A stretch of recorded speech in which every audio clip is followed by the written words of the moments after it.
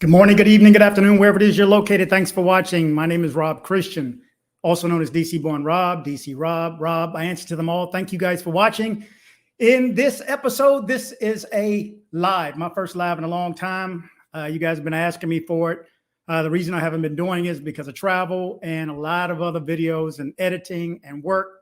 Remember, I do have a day job, and all this takes time and worrying about the scammer and are we going to get this guy and somebody else got drugged.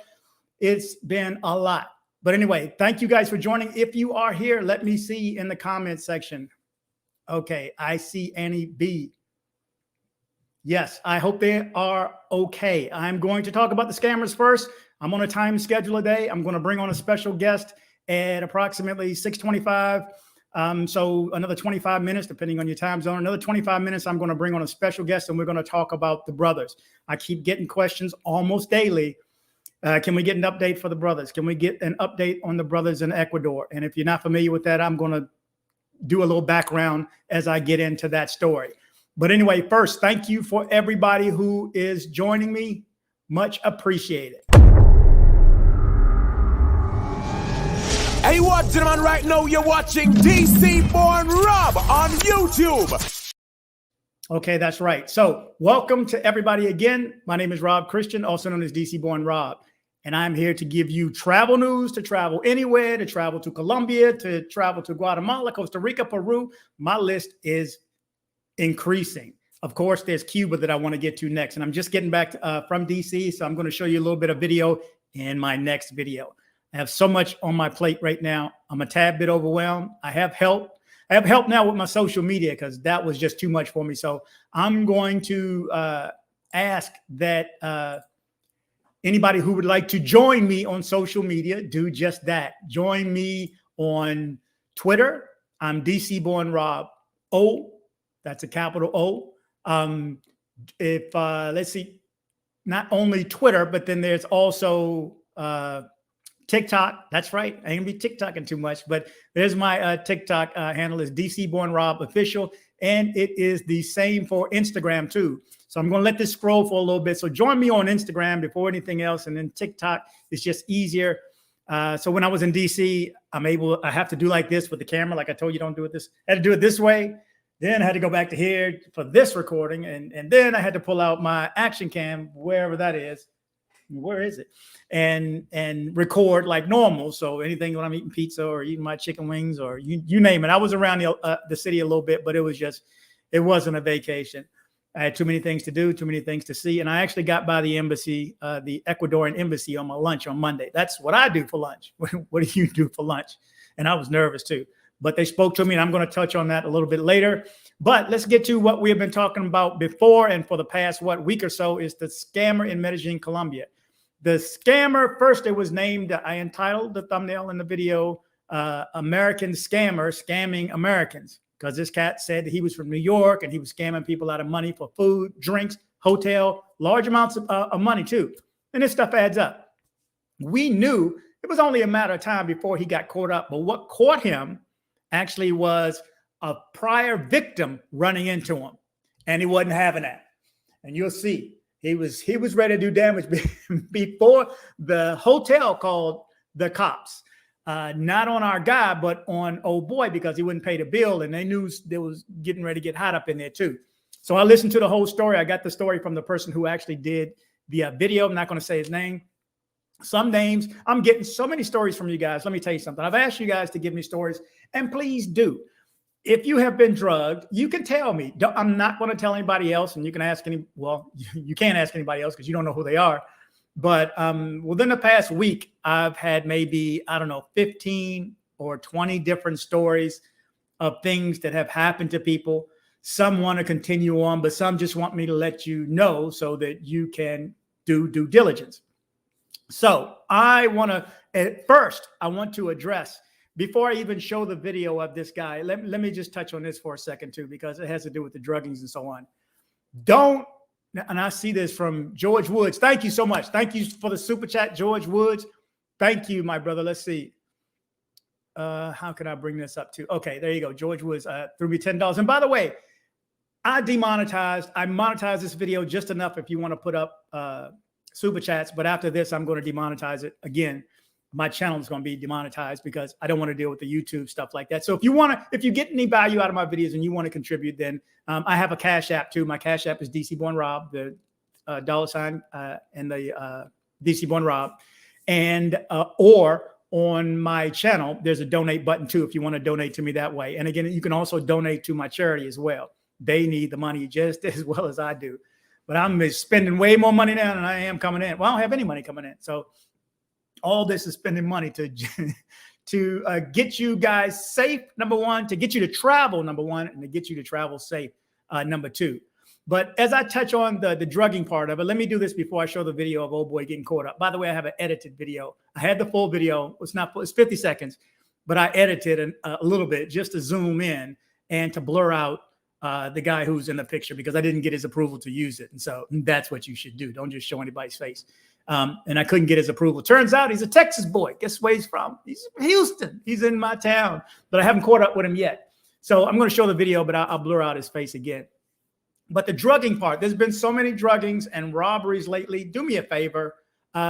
Don't meet anybody on a dating app in Medellin, Colombia. I don't know about the rest of the state. The country. You might as well say the rest of the country. Don't meet and think you're going to date and hook up with somebody that you met on Tinder, on whatever other apps they are. And there are a couple too. So we have a couple different issues going on. I reached out the other day to people in the group, asking them for assistance to track down somebody who drugged one of our members. He is in the group. And he reached out to me asking me to see if I could assist because he watched a few other things that I'd been able to accomplish. So we wanted her identified, number one, because what happened was he met somebody on Tinder. She said, well, let's meet at your hotel. He's like, well, okay.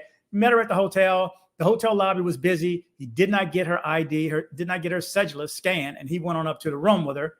And I know you guys, stop being so brutal. Let me tell you this. Stop being so brutal. Oh, I don't feel bad. And I hear it. I don't feel bad if nobody do something like this. Let me tell you something. We can all get got. It's just different levels. So, be aware. Not everybody may not know what you know. So give that advice, but don't be too critical, for real. So he went up to the room and they were looking at some videos or something. He had ordered food. Well, he went downstairs to get food. I know. He went downstairs to get food. He had ordered Uber, Rappi, whatever. And when he came back up, he thinks that's when it happened, when he was gone, of course. And I think he lasted maybe 5 more minutes and he didn't wake up until the next day. And he was sick, crawling around, could barely walk. This stuff can die. The people that give you this drug, scopolamine, are not doctors. They're not nurses, okay? They don't know what dosage this stuff is. They buy this stuff for $5. It comes from a plant. They make it. It comes out of a plant. And they, put it on a doorknob. There's so many different ways. Man, I'm sketched out. I don't even want to be around a girl down there, let alone that type of girl. And my last trip, no. No, I sat at the bar and somebody recognized me at the bar and started talking to me. And we leaned up against the bar and I'm drinking my tequila. I don't sip off it a little bit, sat right there. Girl stepped right next to me at the bar. Whoa, gotta go. Ain't drinking that drink no more. That's for sure. I learned to travel. Thank you for the super chat. Real estate law. Thank you guys for the super chat, man. Much appreciated. Because let me tell you something.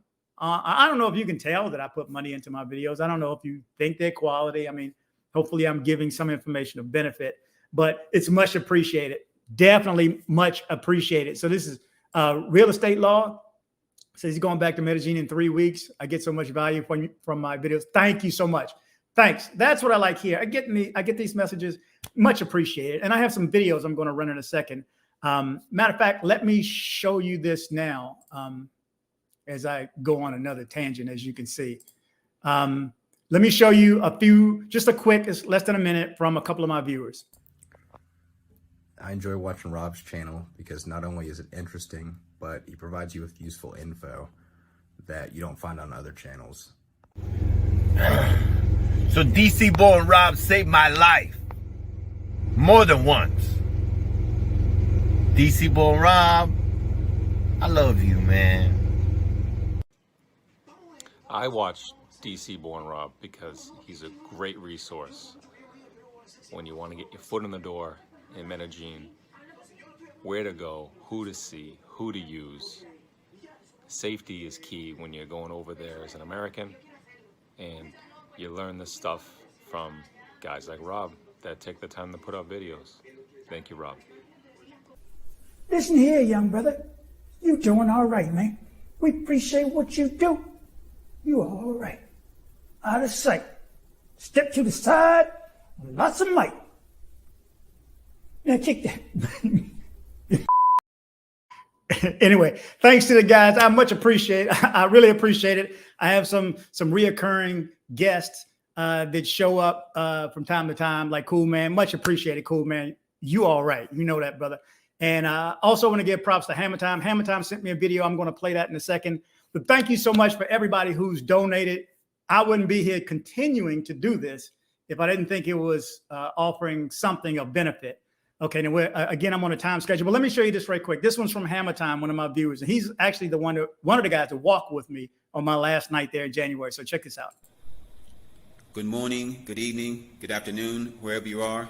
This is Hammer Time, and I'd like to welcome you to my apartment. It is because of DC Rob that I am now living in Medellin, Colombia. I've been living in Medellin exactly 1 year ago today, and thank you, Rob, for encouraging me and encouraging the rest of your viewers to get out and travel the world. So I want to take you on a quick tour around my apartment. This is where I live. It is absolutely fantastic. I love everything about Medellin. There is nothing about Medellin that I don't like, from the food, the culture, the people.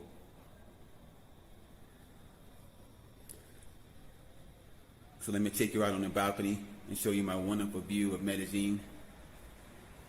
This view is from 1 mile up.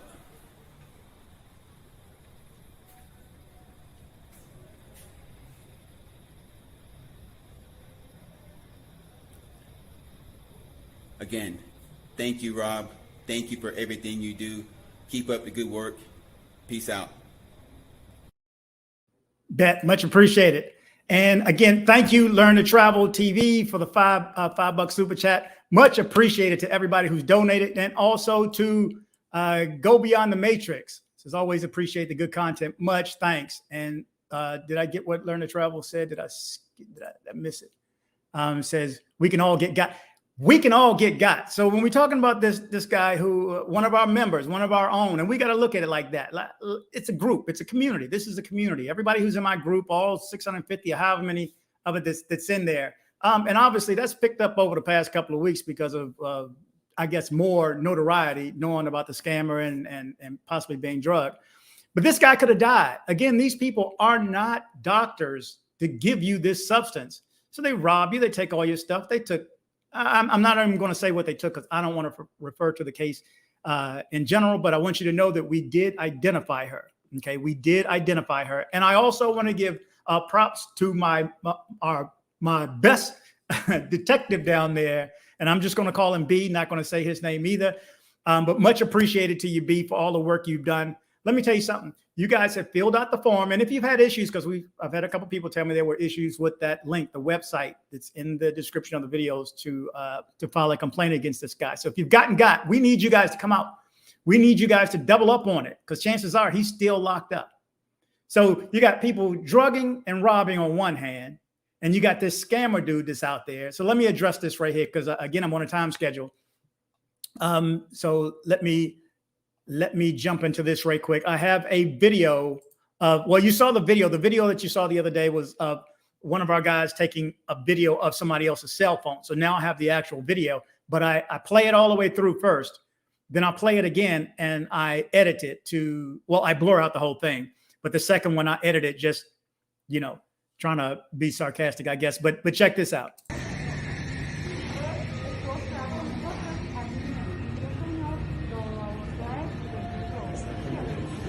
Oh, coke.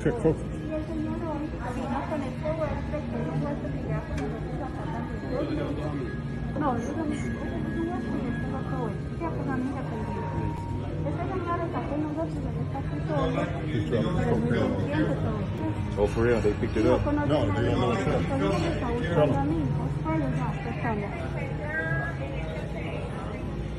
They don't like when you film them too much.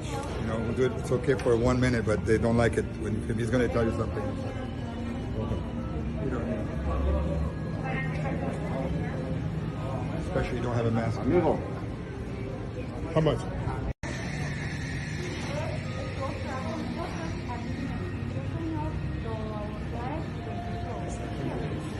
Uh-oh.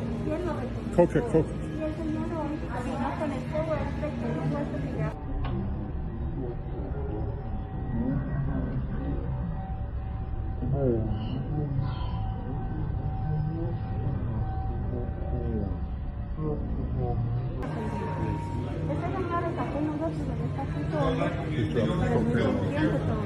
Oh, for real? They picked it up? No, they don't know what's up. Tell them.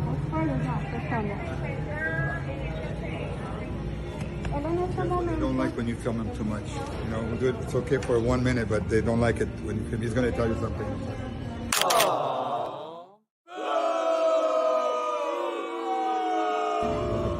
You don't need it. Especially you don't have a mask. Amigo. How much? Okay, was that ironic or what? Him behind the bars of this place. I mean, when I ran into him in that bar that night, or when I saw him at work in that bar getting another American, I knew this was going to end up this way. I didn't know I would get that picture and I would get this video. To get the picture and the video, man, I mean, come on, how much better does this get? So now you don't have to worry about this cat walking around. At least as far as we know, he's still locked up. Now he could be released. Again, this is why we need you guys to fill out that form. Fill out that form. If it doesn't work, let me know. Go talk to the cops, because I also want you to know that the police are working with us. They're working with my member and working with us to come to a resolution for him.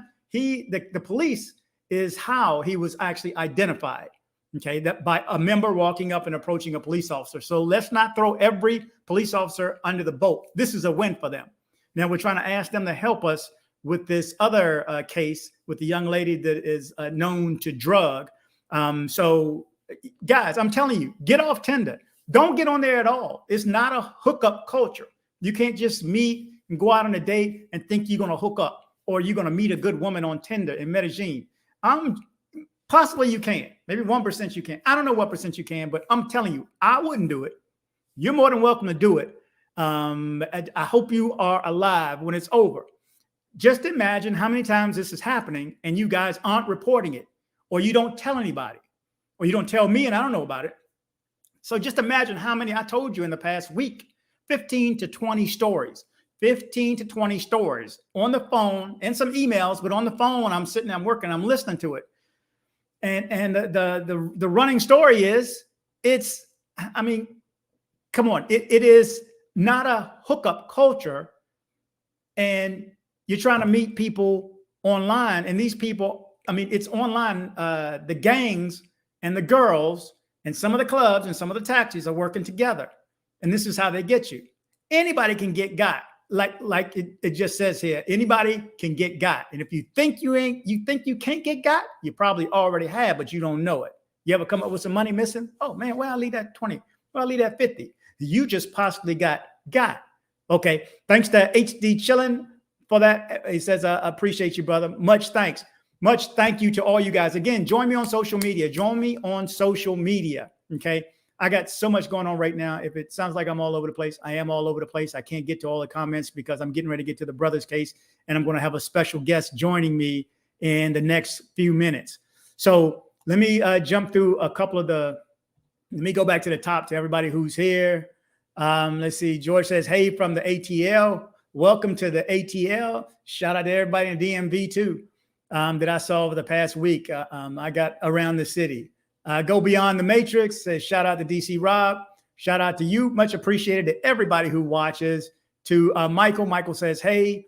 Reese gives a thumbs up. Thank you guys so much. Again, George, thank you so much for the, or did I even see this one yet? Thank you, George Woods, for the $10 super chat. Man, I am blessed. I am blessed. I am blessed for this. Thank you. Again, anybody want to support my channel, you can do it here, or you can do it on my channel, or you can do it via Cash App, the $ dcbornrob. Okay. And I see my special guest is going to. Let me get through a couple more of these before he's fully on. Real estate law. Thanks, Rob, for everything you do. Much appreciated. Learn to travel. It says, amen. I just say no to dating apps. Yes, man, stay off those dating apps. Stay off the date. This is just recommendation from myself, from Luis, our group moderator. You got to join our group too. If you're not in our group, remember, send me your name and your WhatsApp number to dcbornrobgroup@gmail.com and I'll get you in. dcbornrobgroup@gmail.com and I will get you in. Make sure you have your WhatsApp number in there as well. Okay, let's see. Go beyond the matrix says the apps are risky. If done, be very cautious. And regardless, never put down your drink. Lock up your items. And remember this drug, you know, I go back to what Rob, the owner of Sweet Georgia Cafe, said. Make sure you get by there too. If you can get back and look at that interview, I interviewed him when he was here in Houston about scopolamine. And the one statement that stuck with me is, you are done. You are got at the point of selection. At the moment that you selected that girl, it's over. You think again, you can use your guile and your wit and you think you're sharp enough. You can't get away from this. What if they put it on the door handle? And I just found out they can rub it on your skin and it's in you. So they have plastic gloves on, they touch you and go, hey, and you don't realize anything. And remember, you don't get sloppy drunk. It's like a truth serum. They say they're in your room. Say, hey, do you bring any money with you? Yeah. Where'd you keep it at? Oh, it's in a safe. Oh yeah. What's your combination? Oh, 1342-7. Make sure you go left, right. I mean, come on, you talk them through it, and then all of a sudden you're out. They take themselves off the app for a while, and they probably take themselves. And I think I saw Luis say this earlier. When you set up that date, they all of a sudden take themselves off the app as soon as you make the date. And then I guess a period of time they come back on the app. Well, this young lady has been identified, so we're going to come to some resolution for that. Okay, go beyond the matrix again. Always good content. Thank you so much for the super chat. Thank you for everybody who has donated. Let me begin switching gears right now from getting scammed to the Stephenson brothers, Roja and Ronell Stephenson. And this is coming from me, my point of view, that I think they were shafted. I think they were set up in Colombia. And I personally think it was a land grab. That's just my opinion. There's other opinions. You can think what you want, but look into the case first. Know a little bit about it before you do make an opinion and before you comment. Most of you guys who have been asking, it's all about love and it's all about caring for these brothers. And since what you don't know is that they are not in that same prison that you saw them last in the video. Okay, I think I have a short video. I want, for those who didn't see them before, let me show you when I spoke to them at their last prison just for a brief moment. I asked them to ask you for assistance in contacting their reps. Hi, my name is Roja John Stephenson, and this is my brother Ronell Stephenson. The last 4 years of our life have been a complete nightmare. We are in an Ecuadorian prison, sentenced to 34 years, 8 months, for a murder of a dear friend that we did not commit. We beg you to please share this video. Without your help, we cannot come home. Please share this video. Okay, on that note, so everybody who has seen my videos before should be refreshed with the story. But basically, in a nutshell, before I bring on my special guest, they moved there. Roja moved there to start his own ecotourism business. He purchased 125 acres straight out of college, and that was his dream. He moved to Ecuador, loved Ecuador. I mean, I know people in Ecuador. Ecuador, as a country, I think is a good country. They moved there. I personally, again, think they were set up by this specific family. It doesn't matter at this point. We need assistance from wherever we can get it. So whoever you know, we need you to reach out to them. If you know somebody in the media, please reach out to them. If you know somebody in Congress, you already know and I'll make sure that their reps are in this Trone and Cardin. All their information will be in the body of this video once I get finished with this. I'll make sure that's in there. We need you, and contact information. We need you to reach out on their behalf. Now, I was in D.C. the other day, so I figured, hey, there's full of embassies, right? Might as well, let's knock on the door. It even had a space out front. I pulled up, parked out front. The door was open, and I walked in. Then they told me to come back in 30 minutes. I thought they were blowing me off. When I went back, the door was locked. I got, that's what I thought. No, but it was open. They let me come inside. They let me go upstairs. They let me talk as long as I wanted. They did not encourage me to live. Okay, we're done. We're done. It was none of that. They actually spoke to me for a long period of time. They were very well versed on the case. They knew exactly what happened. And to get back to the story, excuse me, I'm all over the place. I know. Roja bought this property, and within, and there's my alarm, for my special guest, I was ready for you for this time, so I didn't run over. But So he moves there. He buys this property. He's growing peppers. He's growing dragon fruit. I think he had just got an agreement with Tabasco too. So his property was valuable, 125 acres. He had 4 little structures on the property, but they since renovated it with help of his dad and so on. The indigenous and one of the deceased actually worked on his farm to help him build it out like that. They put a street in, put street lights in. I mean, it made it fancy. He had like a nightclub there that he did cultural events at. You know, I'm getting hyped up right now because a lot has changed since the beginning of this. Okay, a lot has changed in that since they were arrested. I believe it's been 5 years ago last week, if I'm not mistaken. I think it was March 10th when they were actually arrested. And this family of indigenous were on their property, and the family showed up at 3 a.m. after saying that Roja and Ronell had guns and drugs, some drug plant and military style weapons. That was the pretense to get them on the property. But this family was there at 3 o'clock in the morning with shovels, and they knew where to go. On 125 acres, how can you find anything? They knew where to go. Of course, they found 2 bodies, one of which was a friend of Roja's that worked on the property, and burned the property down. They burned every bit of evidence down. And after being convicted, and it's just been one traumatic event after another. So I'm going to stop here. For those who weren't familiar about it, you'll get caught up later because I'm going to bring on my special guest. I have Mr. Stephenson joining me this evening. Welcome to the show, Mr. Stephenson. Thank you. Thank you very much. I'm glad to be here. Yes, sir. It's been a while since I've been trying to get you on. I think I got half of you right now, and there's a light behind you. No, can you move to your right a little bit? Okay. Yeah. There you go. There you go. Yes, sir. Perfect. Okay. Somehow your screen is up also for some reason.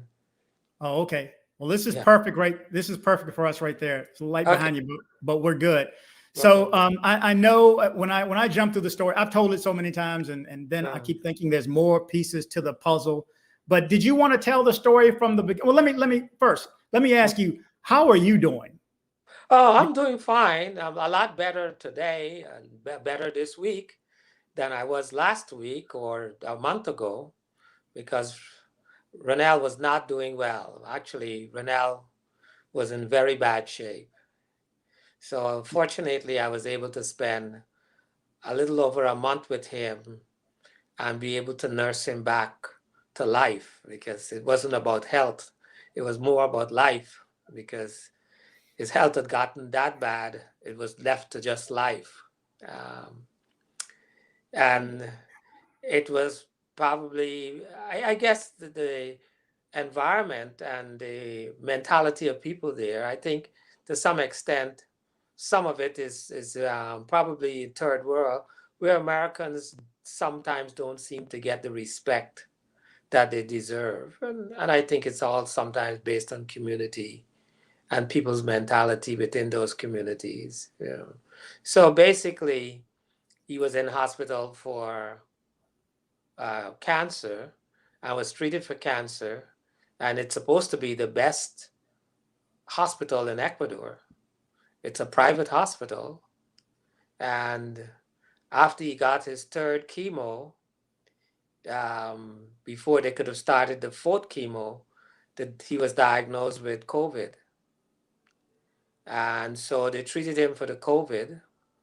And shortly after he showed negative with COVID, and they were going to start back his chemo, he was diagnosed with TB.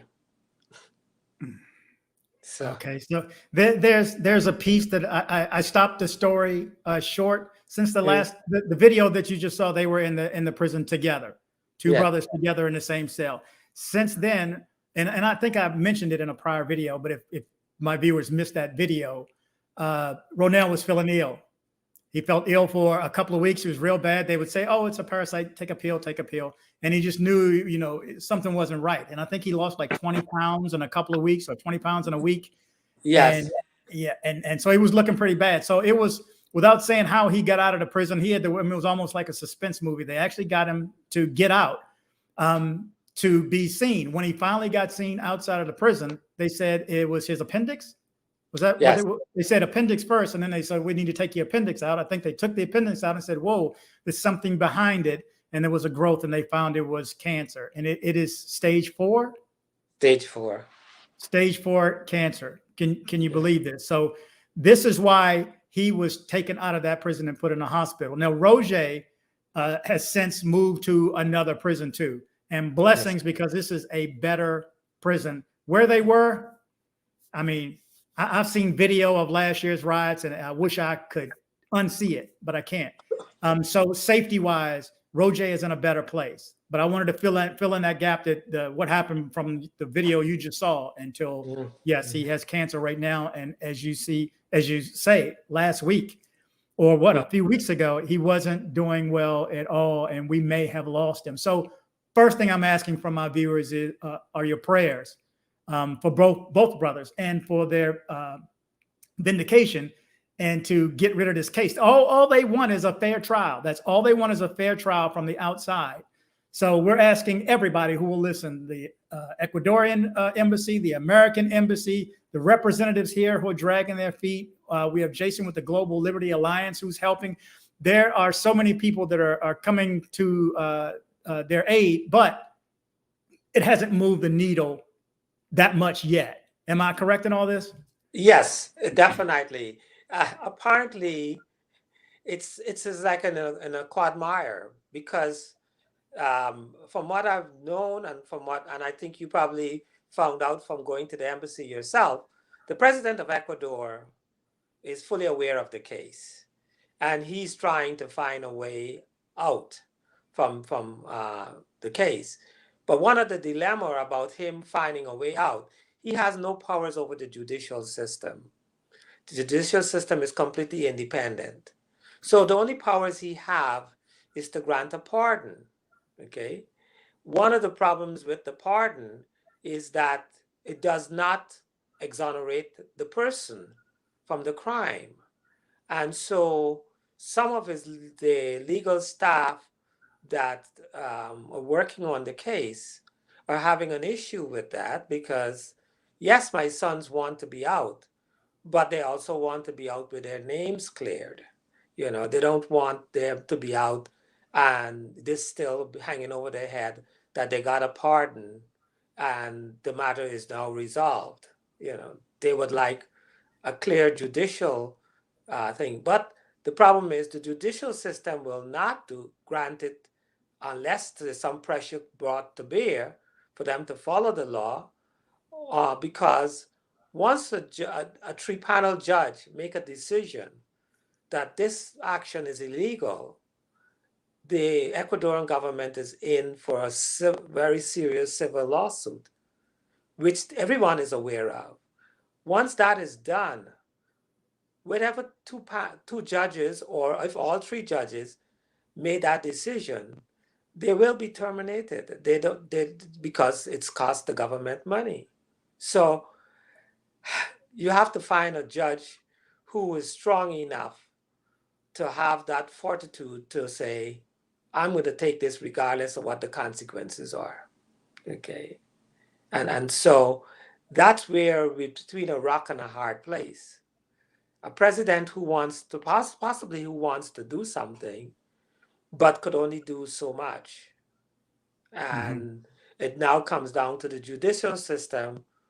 We got to find 2 judges who's willing to lose their jobs if they make a decision based on the Constitution or that the law proclaim supposed to be applied. So that's the impasse that we are at this point. And the only way we're going to get past this impasse is possibly 2 other ways. One, the Secretary of State or an order from the President of the United States saying, listen, unless you can prove these guys guilty with your own constitution and your own laws, you are holding them hostage. Because that means they are being imprisoned illegally. Secondly, based on the law, State Department could transfer the case from right now it's in the what they call it, the consulate section of the embassy or the State Department, the consulate section having a dilemma of changing it, because if they said that they think this case no longer should reside with them, then it will fall under the section of the State Department called the hostage section, and there's a hostage ambassador.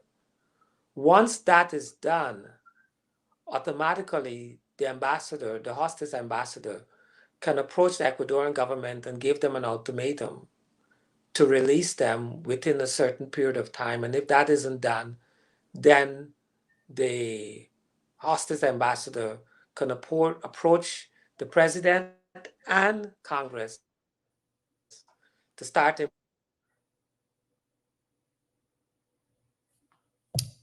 okay, looks like we lost. Oh, there you go. Okay. That's. Well, did the lights just? Are you hearing me? Yeah, now I am. You're back.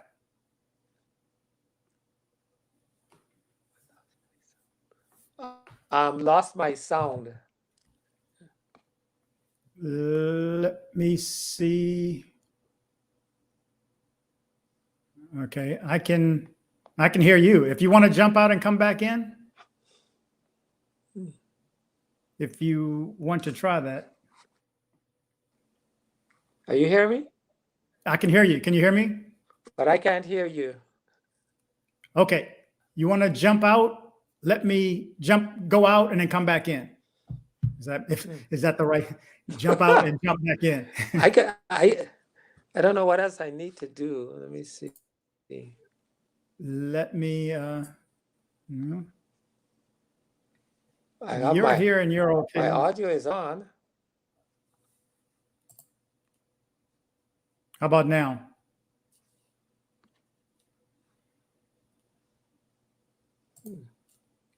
Okay, maybe bear with us, guys, viewers.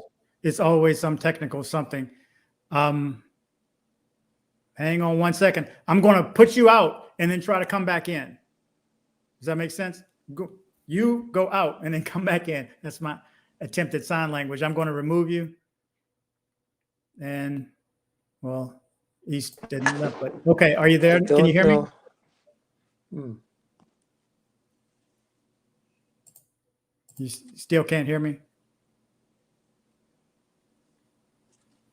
My mic is on mute. Muted. It's just on mute. My mic is on mute. I don't see chat. Something came loose when the lights went out. You want to get out and then come back in? I can't. If I remove you, you're still waiting.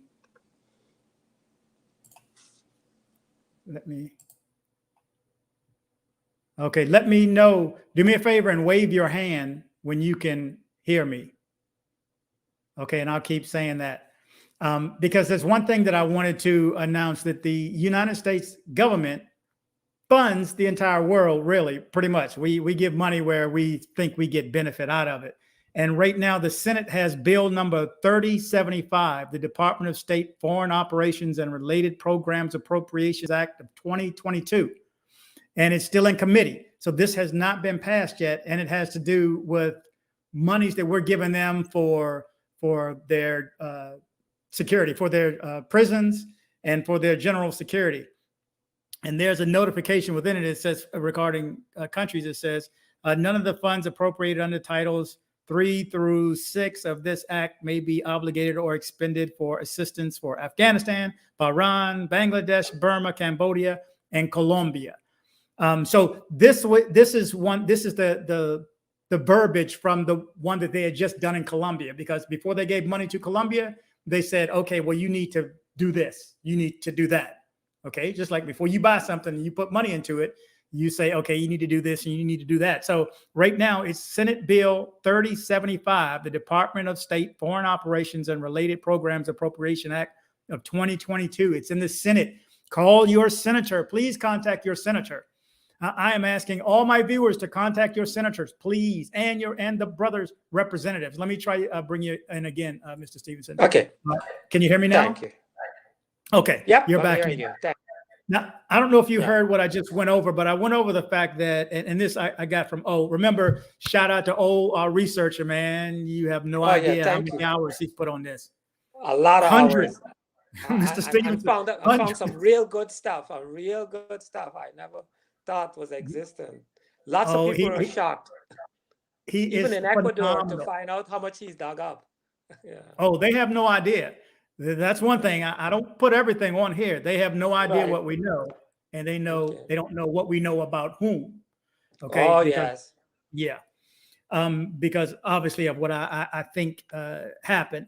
But again, I went over the fact because O sent me this right before we went on, and he says you need to make sure that your attorneys and Jason and the Global Liberty Alliance make sure that we reach out to these senators and hold up the money. This bill is in Congress, I mean, in the Senate right now for Okay. appropriations. Senate Bill 3075, money to Ecuador. This is money that we can say, okay, well, we're not going to give you this money until this. And Yeah. it just happened in Colombia. So why can't you do it for Ecuador right next door? So They the bill is 3075. 3075. I'm looking at it right now. I just typed it in YouTube too. And it goes over Okay. the entire thing. Okay. S.3075 Department of State Foreign Relations and Related Programs Appropriation Act of 2022. And it goes Senator Coons, I guess that's Chris Coons, and Christopher A. something that kind of it doesn't complete out. But it's in appropriations right now. And the latest action, something happened at 10/26/21, read twice and referred to in the committees in Appropriation Act. We also would like both the brothers' names recited on the floor of the Congress, of the House and the Senate. They each member gets approximately 30 seconds or a minute, if I'm not mistaken, before every day's session to get up and say something. We need their senators and congressmen. Why are they not standing up? You know, I'm the first person to say, I don't want to reach out and say anything is because of race. Okay. Because I try not to touch on that, but I mean, it's America. It is what it is. And what else can we think? Why are they not jumping on? Why are they not jumping on the bandwagon? I mean, you had an NBA, a WNBA player in China. I mean, not China, in Russia. In Russia, get caught up because of some hashish drugs or whatever they said. And they're holding her. Now, you know what? She got a call from our government. I mean, that government got a call from our government because of that, because of her notoriety. There's other people who get released all the times in stipulations and bills such as this one right here. We're not going to do this for your country. I don't know how many billions and billions and billions of dollars or millions and millions of dollars it's going to be given to Ecuador, but we need to put this simple stipulation on it. We need a fair trial. We need their, their attorney general to oversee.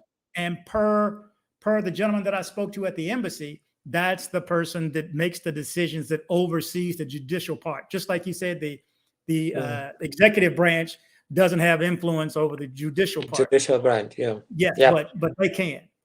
Yeah. So we need to put some pressure on her too. But I'm asking everybody again, I'll make sure all the contacts are in the description of this video. Please contact the brothers' reps. It's a matter of life and death now. It's always been life or death, really, especially in that last prison. I mean, and there were times where, I mean, for the past, I don't know, for months, you know, we communicated daily, O and I and Roja and Ronell. And then when they separated, it kind of, we kind of lost a little bit of Ronell. Then we still spoke with Roja, and then he left. Okay. And he moved to the other place. And I personally haven't spoken to him or communicated with him in weeks and weeks. But now Ronell I did, but I didn't know he was bad off as he is. So again, folks, if you didn't hear that, because they didn't treat him right away in prison, the cancer had a chance to spread even more by the time he got it tested. Now they're in this private hospital, and not only does he catch COVID there, but he catches TB. Yeah. I mean, and refresh my memory, didn't you buy him medicine and the medicine come up missing? Yes. Yeah. For that. I mean, if it's not one thing or the other. So, I mean, what's your next step as of right now? Or what should we do? Or how can we benefit you as this collective, as this group right here? Okay. The thing that can be done now, and this is something Jason from Global Liberty is trying to do.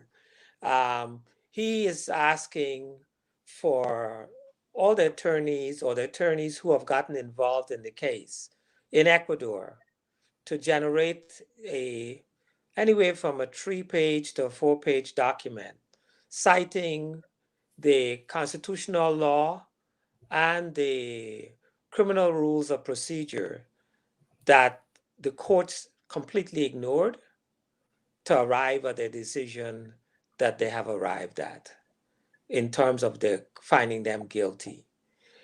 Because if they had followed any of those rules, first of all, they would have never been arrested in the first place. Okay. The second thing is, if they were arrested when the evidence was not there, when one of the judges who usually do case status before the case is sent for trial, and was told the prosecutors at that point that there was no evidence to move forward for trial, that again was a violation of the Constitution, because if there's no evidence, how could you move forward to even start a trial and then to use that same non-evidence to get a conviction? So at this point, I think our best approach will be twofold: putting pressure on the congressmen and senators who can just make that one phone call to the president, or to put pressure on State Department to hold the government's feet at fire for it. With that being said, either by financial or by restriction, I understand this new American ambassador there is willing to put on some pressures, but he needs some kind of support. He needs some kind of back-in, because he's a career diplomat. He's not really an appointed per se. He just moved up the ranks to be ambassador for that area. And he's, from what I understand, it's a lot more to the point, because in recent times, he has found judges who have been crooked and pulled their visas for the United States along with all their family. And some military generals, they did the same thing. I think in last year, he did it for about 37 of the judges in the system. So with pressure, I think, one, with Congress and senators, and secondly, applying to the State Department some form of pressure via your own senators, could make a huge difference. Unfortunately, I could say the Black senators, the Black congressmen that we have approached, have basically kind of skated away from things. And I don't know why. And I'm willing to call a couple of names, Kwesi Mfume from Maryland. He, matter of fact, up to today, Alfred Iman told me he had to call his office and lit into them and said, "What is the matter with you? I know Kwesi as a little boy. I know Kwesi as a young man. Well, why is it he can't return my call? This is an important matter. This is one of his constituents." What it is that when he was not anybody, he wanted someone to look out for him, which I did. So what it is his problem at this point. Gregory Meeks from New York. He said he was looking out. He called me once. He told me he was going to get back to me. He is the chairman of Foreign Service. All it will take for him to do is one phone call to the president of Ecuador and said, "I can hold your money up. I can do this," and it will force the hand of the president to probably get involved with the attorney general and say, "Listen, find a way to fix this." I can assure you that if you fix it, these two judges or these three judges will not lose their job. You cannot make them be fired for doing the right thing. And I think that can make a difference, because no one is asking for them to bend any rules or to give an Americans any special favor. All we're asking is just use the law that it was supposed to be done. The problem that we are in this dilemma, because the previous ambassador, even though when the case started, had indicated this, that the case should follow the Ecuadorian law, which is all right and fine. And once they do that, the U.S. Embassy will be happy. He realized they didn't do it and he did nothing, absolutely nothing. So pressure has to be applied probably from top down, and that's the only way they're going to get it, you know. And reach out to, I had already wrote down Gregory Meeks. He's the chairman of the Senate Foreign Relations Committee. Yeah. One phone call from this brother. This is a black brother. I call all my viewers brothers, but this is a black man that will not make a phone call. He won't make a phone call. If there's anybody from New York, let me know. Reach out to me in an email and see if there's, let's communicate. There's some pressure that needs to be applied to him. How can this man not pick up the phone? How can he not even call Mr. Stephenson back? This is insane. I mean, I'm at a loss for words every time I review this, every time I go over this. Now, if any of you, or if Greg Meeks would take the time to read the judge's decision in the brother's case, they would know. I stayed up late when finally got it to me, and there were pages and pages and pages. I sat here, oh my God, when's this going to end? And I kept waiting for the evidence. Where's, okay, and this and that. And I'm like, okay. And then finally they get to the end and I'm like, wait a minute. How did they possibly get convicted? It's insane. That would never made it to trial here. Never made it to trial. There was no evidence. And when I say no evidence, I mean zero evidence. There is no evidence that they committed any crime. It's infuriating. I can't. And to know that one person can pick up the phone and make a decision, that makes it even worse. So yeah, I mean, go ahead.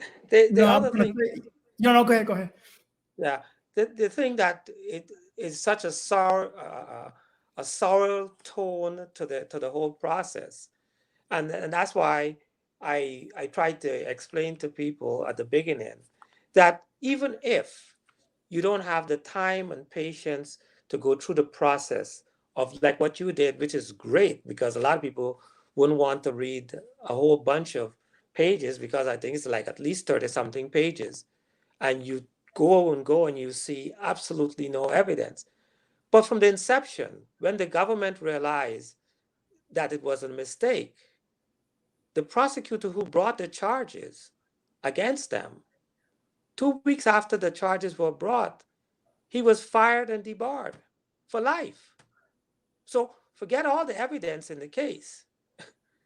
That alone should tell by itself how ridiculous it is. Because this guy appealed his debarment all the way to the Supreme Court in Ecuador, and they confirmed he should not get the job back. I'll be able to practice law for his actions. Because one, he misled the judge to give him a warrant after 4 times when the judge refused. 4 times. And when the evidence came out that none of it that was on the warrant manifested itself to be true. None of it was on the warrant. So that's what caused his demise. He violated every basic law. But the problem is the government had gotten too deep into it and they had no way out. And if anyone reads through the facts, there were at least 4 prosecutors who were assigned to the case and walk away and say they can't handle it. That's how good the case was. It's insane. It is insane. Anybody who takes the time to read that I would figure, I'm not an attorney. I'm just a guy, a regular guy, a regular working guy who happens to do YouTube from time to time, or a lot of the time, who took the time to read it and kept going, wait a minute. Now, they found 2 young men on Roger's property deceased, one of which, or both of them, had dirt from another place in their Yes. mouths and lungs Yeah. to be in that hole. So, which means that they were buried somewhere else and then brought to that location. So let me put that in my viewer's head. This is what happened. So as the family of the deceased is supposedly looking for the family and says that they have knowledge that Roja and Ronell had a drug plant and they had a plantation or whatever the verbiage was, plantation and military style guns. So that was the pretense again to get on the property. But that would the police show up at what, 6 or 7 o'clock in the morning. But the family of the deceased was on the dozens of them, the indigenous, were on the property at 3 a.m. And again, I keep telling people, I don't know where you are in the world, but wherever I know I've been at 3 a.m. it's dark. And they're in Very the jungle. dark.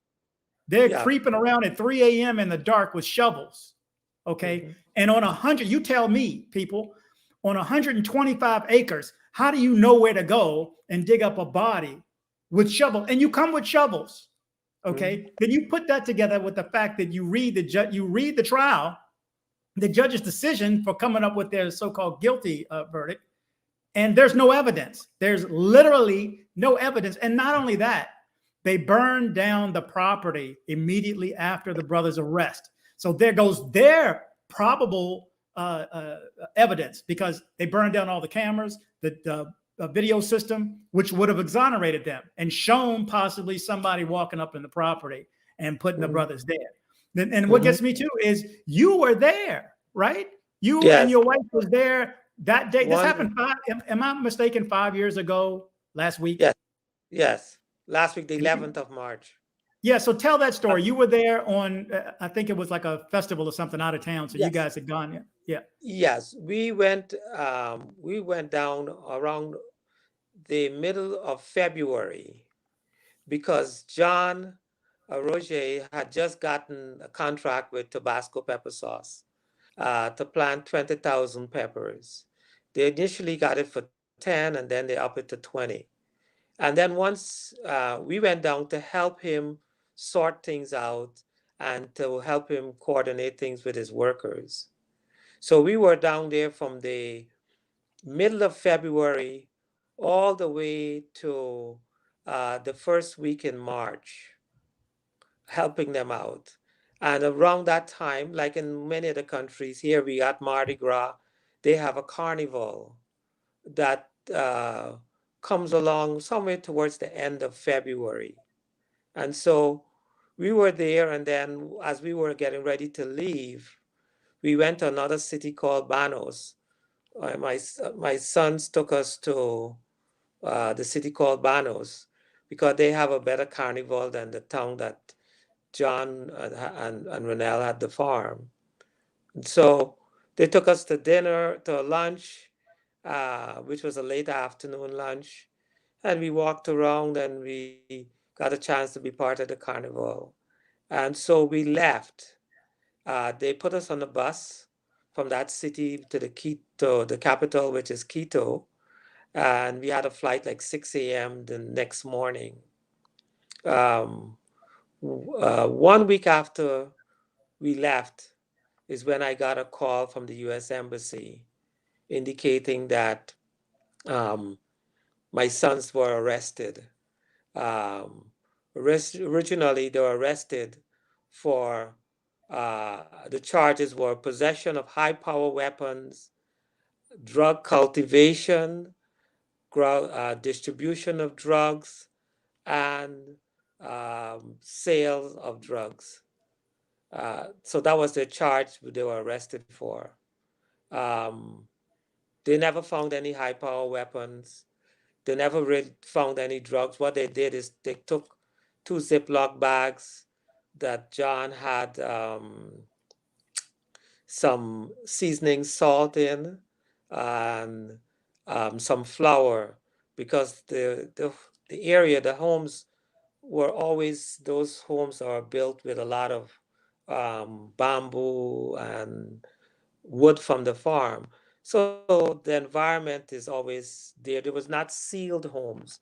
So any food you had open or any kind of material you had open, if you didn't put them in Ziploc bags, it after a while that food smelled of the environment. So many of the stuff they used to put in Ziploc bags. So they took it and they said the flour was cocaine and the salt was also cocaine. But they didn't get any marijuana or any of the things, and they didn't find any marijuana plants. What they took 2 pots of was the pepper sauce that were in planters, and they thought it was young marijuana plants, which proved to be false. So that was the cause of arrest. And then some week or 2 weeks after, they charged them for the bodies that they said they found on the farm. Now, the irony about finding the bodies is that the police never found the bodies. The police came into the area to do the bust of the farm from a major city 7 hours away because none of the local policemen wanted to be part of the team because they knew the farm. They partied at John's club many a times. They had access to the farm many a times because, it's not a farm it was fenced around that people can't have access. There's at least 1 million ways you can get on the farm, and John will never know.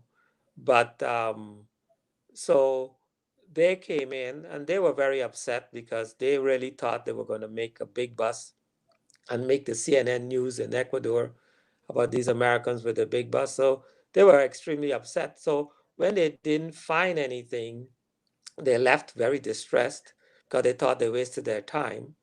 And so 1 week, or probably 2 weeks after, they came back and said they were charging them for these murders. But at that point, they didn't have anything specific to show because initially when the prosecutor made the arrest and made a pronouncement that they found 2 bodies on the farm, he went to the media and indicated they were shot by these high-power weapons. But subsequently, it was found out they were buried alive. And so they died from asphyxiation. So, which is something that is traditional in the indigenous people, because if they had anyone among their midst that did anything that is unethical to their beliefs or their belonging, their environment, that's one way they usually punish them by not cutting their neck off or shooting them or stabbing them. They bury them alive. So that was very much in that, but they wanted to pin the action on the farm because the whole idea was to get to the farm, So Exactly. There's that piece too. When they finally got arrested, they were asked for $1 million. Yes, yeah, they were asked for $1 million to let it go away, And so the other part about that also is that the same Samaranda that was asking for the money, once the case was finished, he made it known around the town that he's now the owner of the farm. And so since then, he has sold the farm twice and collected deposits but he don't have title to it. Wait. I didn't know that. Yes, he did. Wait.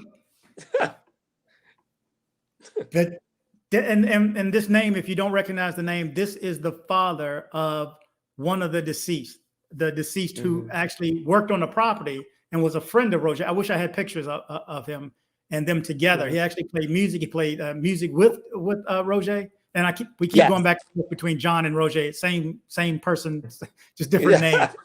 It's John, Roja John, but so I keep saying both. But yeah. No, go ahead. Yeah, he did. He always wanted to be in the music business. And so when John got him, or he came to the farm, he and his brother came to the farm and asked John for a job. That's how John got to know him. And in so doing, he told John of how much he would like to get into the music business. And so John said to him, I could help you. He said, well, how could he? Because Ecuador has something like American Idol. So it's called Ecuador Star, I think, or Ecuador, something like American Idol here. And so he wanted to get on the show. So John said, okay, let me help you create some music, and I could come on the show with you, and you could play the music and do your Indian dance, the indigenous dance, while you playing the guitar, and I could either play the keyboard. Because since John was about 5 or 6 years old, he was we started him in the music. So John could play the piano well. He plays the guitar, he plays the saxophone, he blows saxophone. So he knew music. So he helped to write pieces for him and create pieces for him. So he went, and he was all the way up to semifinals at one point. But then he had left the farm, because his father said John was using him too much and getting the benefit, because he was at one point John's DJ at the club.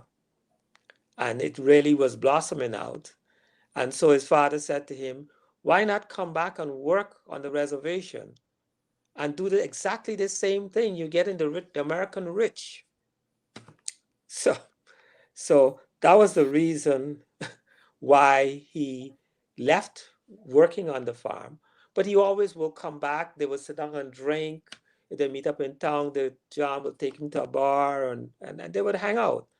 His brothers will always come to the farm. Matter of fact, the week before myself and wife left, we were at the farmer's market, and the brother that is right after him saw us. And he said, man, you guys are in town. You didn't tell me. I'm coming by the farm to drop something off for you guys.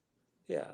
So there was absolutely no animosity between him and John. Matter of fact, on the witness stand, the father testified, and when he was questioned repeatedly, he said, and the evidence is there for anyone to read. When he was asked, was there any animosity between you and John? Do you know anything that your son might have had wrong or indifferent with John? He said, nope. Do you have any reason why John would want to kill your son? Nope. Do you think that there's something went wrong with John and him? He said, no. Matter of fact, that was the guy that was in jail at one time when he was with John for child support, and John bailed him out. And the father always thanked John for being such a father to him. You know, although this guy, if you look at the evidence, they try to make this guy be 17 years old. The guy was 2 years older than John. So he wasn't 17 when he died. You know, so there was a lot of falsehood in the process. Yeah, they messed up on their ages. Yes. They messed up on their heights. They messed up on a lot of stuff. They just fumbled this entire case. So to get a guilty verdict after reading it, and all you have to do is read it. All you have to do is read it, and you'll see this is bogus. The father actually threatened the judges during the trial. If this goes through or something, they better watch out. Now, mind you, this is an indigenous leader, and there is a lot of fear of this person. There's a lot of fear of this person. Trust me. This person, one of the deceased father, the one that Mr. Stephenson was just speaking of, has been charged with multiple counts of murder. What he does is just runs up in the hills. He runs up in the jungle. Time passes, and mysteriously the charges get dropped. We have proof of this. We have proof of this. There was also a story in the New Yorker magazine about a young lady who went there on a ayahuasca trip. And for those who don't know, that's the hallucinogenic. You drink this drink and you see visions or whatever else. But in her story, it didn't work out that much. She was held captive and she was raped multiple times, according to her. According to her, this is her story. And this was in the New York magazine. And I've since spoken with her. And I personally believe it's true. So this is who we're talking about. This is who we're dealing with. Somebody who shows up at 3 a.m. with shovels. He admitted He knows John. He could have said, hey, John, knocked on his door. Knock, knock, knock. Hey, John, have you seen my son? Nope. You mind if I look around? He could have done any of that stuff, but instead they set up, and they could, and of course, they're on the property all the time. Again, like you said, there's a million ways to get on. There's no fence.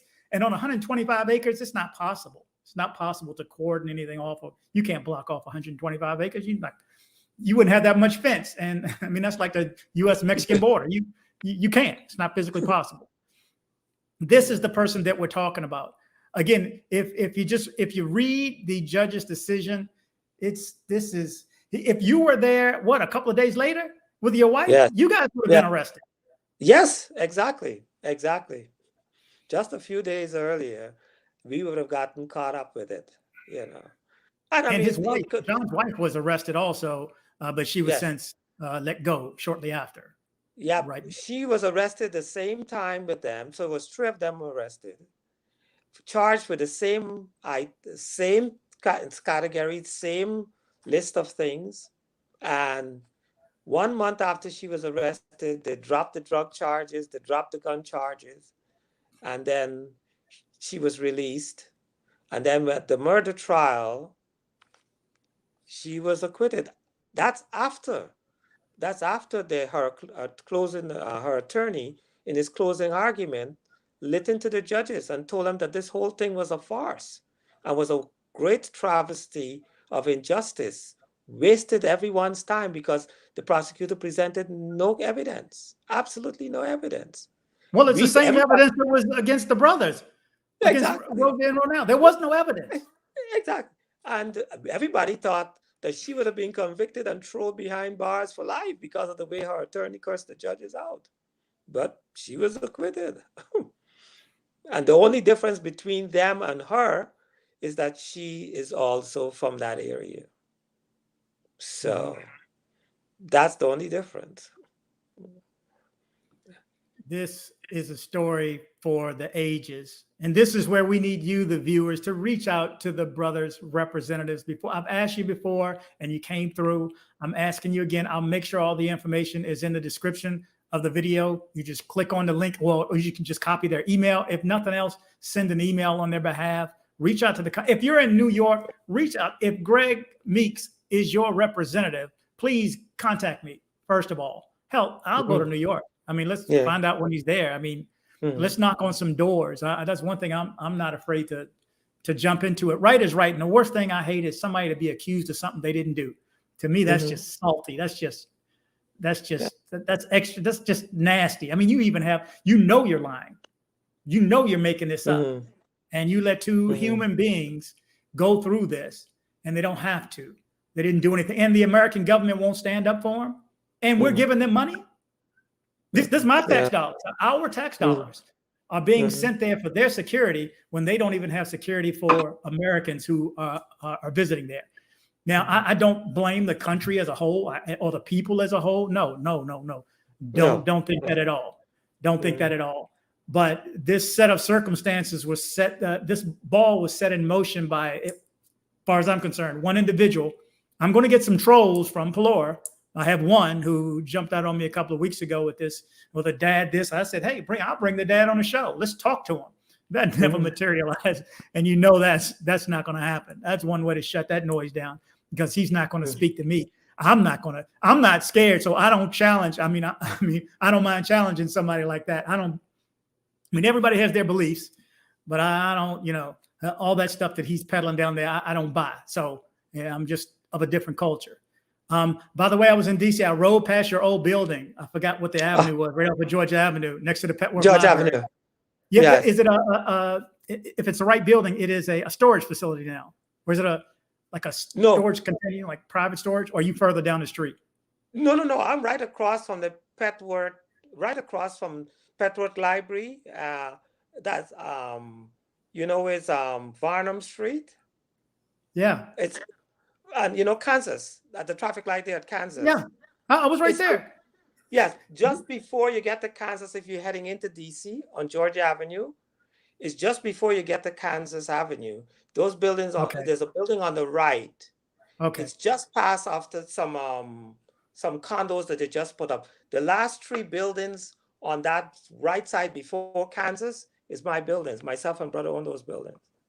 Okay. Yeah. It used to be the headquarters for Mary Bowser when she was running for mayor.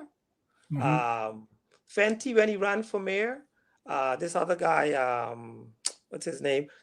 It always used to be campaign head office for the mayor, because it was a very good location for Ward 4. Yeah, and I bring this up because you guys need to know these are DC boys, okay? This is a DC family that moved to Maryland just like we did. We moved to PG County, you went to Montgomery County, but we're born and raised. I have DC Born Rob for a reason. And I have videos out front of my old house, like 6 to 8 blocks on Farragut Street, up Georgia Avenue from where that is. So these are DC guys. These are Americans, guys. They are part of our own. They are part of travelers. Like, I started this channel for travelers and to encourage other people to travel. And this is what Roja did. He decided to travel. He fell in love with the culture. His neighbors, your neighbors there in Maryland were from there, and they got him intrigued. He went down and visited and fell in love with the place evidently. And then and he spoke Spanish from small. So a lot of people say, well, why would he move to a Spanish country? Well, he started learning Spanish since he was 4 years old. So by the time he got to he did Spanish all the way through elementary, middle school, and high school, then into college. So when he went to Ecuador, he spoke fluent Spanish. It wasn't something he went there and learned. So the second thing is, myself and wife always took the kids to a country every summer on their summer break. So Roja is well-traveled. He's been to many, many countries in this world before he ended up going to Ecuador. The third thing is, he, from the age of 8, we used to send him and all my other kids to a camp. And once they were sent to these camps, they were either 3 weeks or 4 weeks. There were no connection to their parents. They were not allowed to call. The only thing they might be able to do is send an email, and we could not call. So we taught them to be able to have that sense of detachment, so they wouldn't have any anxiety going somewhere.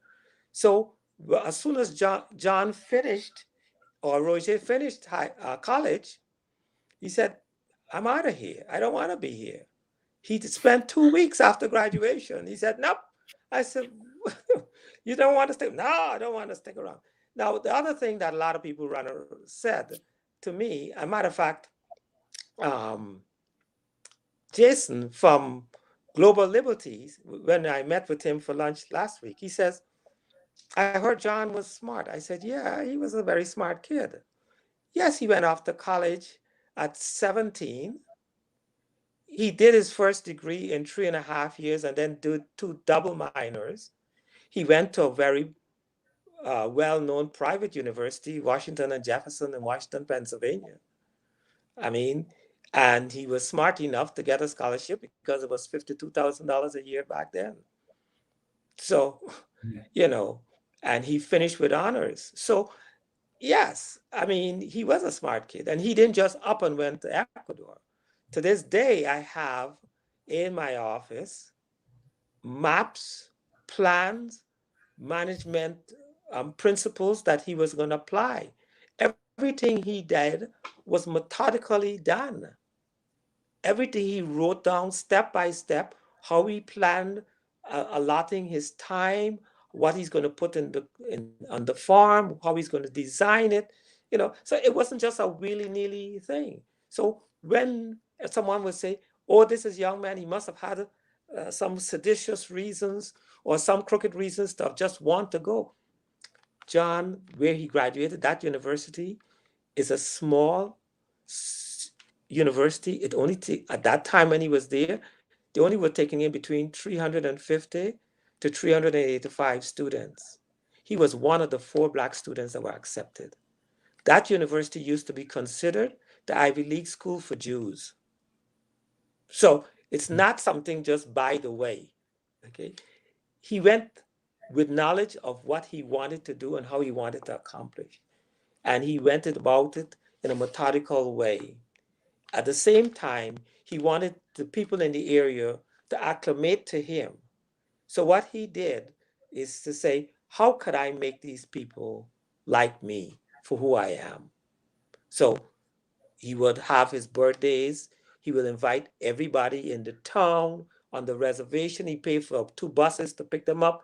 They could come on the farm, eat and drink for all they want, from 1 in the afternoon till 7 at night before he opened his club. We used to send down cases and cases of all kinds of trinkets for the kids, so the parents could come with their kids. It was like a big picnic for everybody in the town to come. Whenever there's carnival, he used to sponsor the indigenous groups, because nobody in the town, there's actual Spaniards, didn't care for them. And he will always pay for their little group to come and perform at the carnival, because he says, what these people are doing to indigenous people is what Black people get in America, and I don't want it to happen here. Mm-hmm. The next thing he did, he started to do bodybuilding. He went up for competition on 2 occasions and won Mr. Ecuador, donated the trophy to the town. But what I think started to bring down his issues on him was lots of the elderly people started to see him as somebody who might win the confidence of this thing, because the high school day, the principal used to come and with the kids, and he used to take them for a day, couple of days, to show them the farm, explain the things in English versus Spanish with the different types of plants and the whole 9 yards. So he was always thinking, lots of produce from the farm, he will donate it to some of the poorest stores in the town. Say, take it, make some money, because I can't use it. So he would always give, but he did not realize a couple of things. One, the word that started getting around that he might run for mayor of the town. That's how Miranda tried 4 times and didn't make it. Okay. The second thing is, people started coming to the farm and saw the development on the farm, and it brought lots of envy, because some of the businessmen in town said, I didn't know this farm had this kind of potential. We could have bought it. Yeah.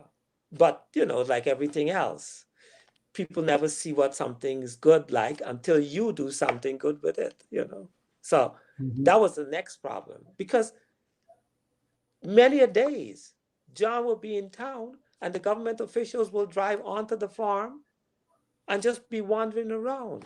Now, one said, asked me, because a lot of times John's girlfriend will be on the farm and see them just wandering through. And once in a while, she would go out and say, what you looking for? Oh, we just checking to see everything is okay. So it was even stupid for a prosecutor to ask for a warrant when you could have walked onto the farm. I mean, why you need a warrant to come and look for what?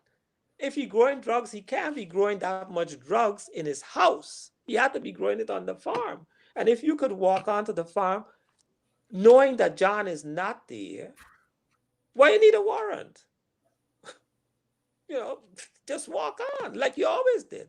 The other thing in the testimonies, if they look, the police went to the farm 2 times before they made the bus.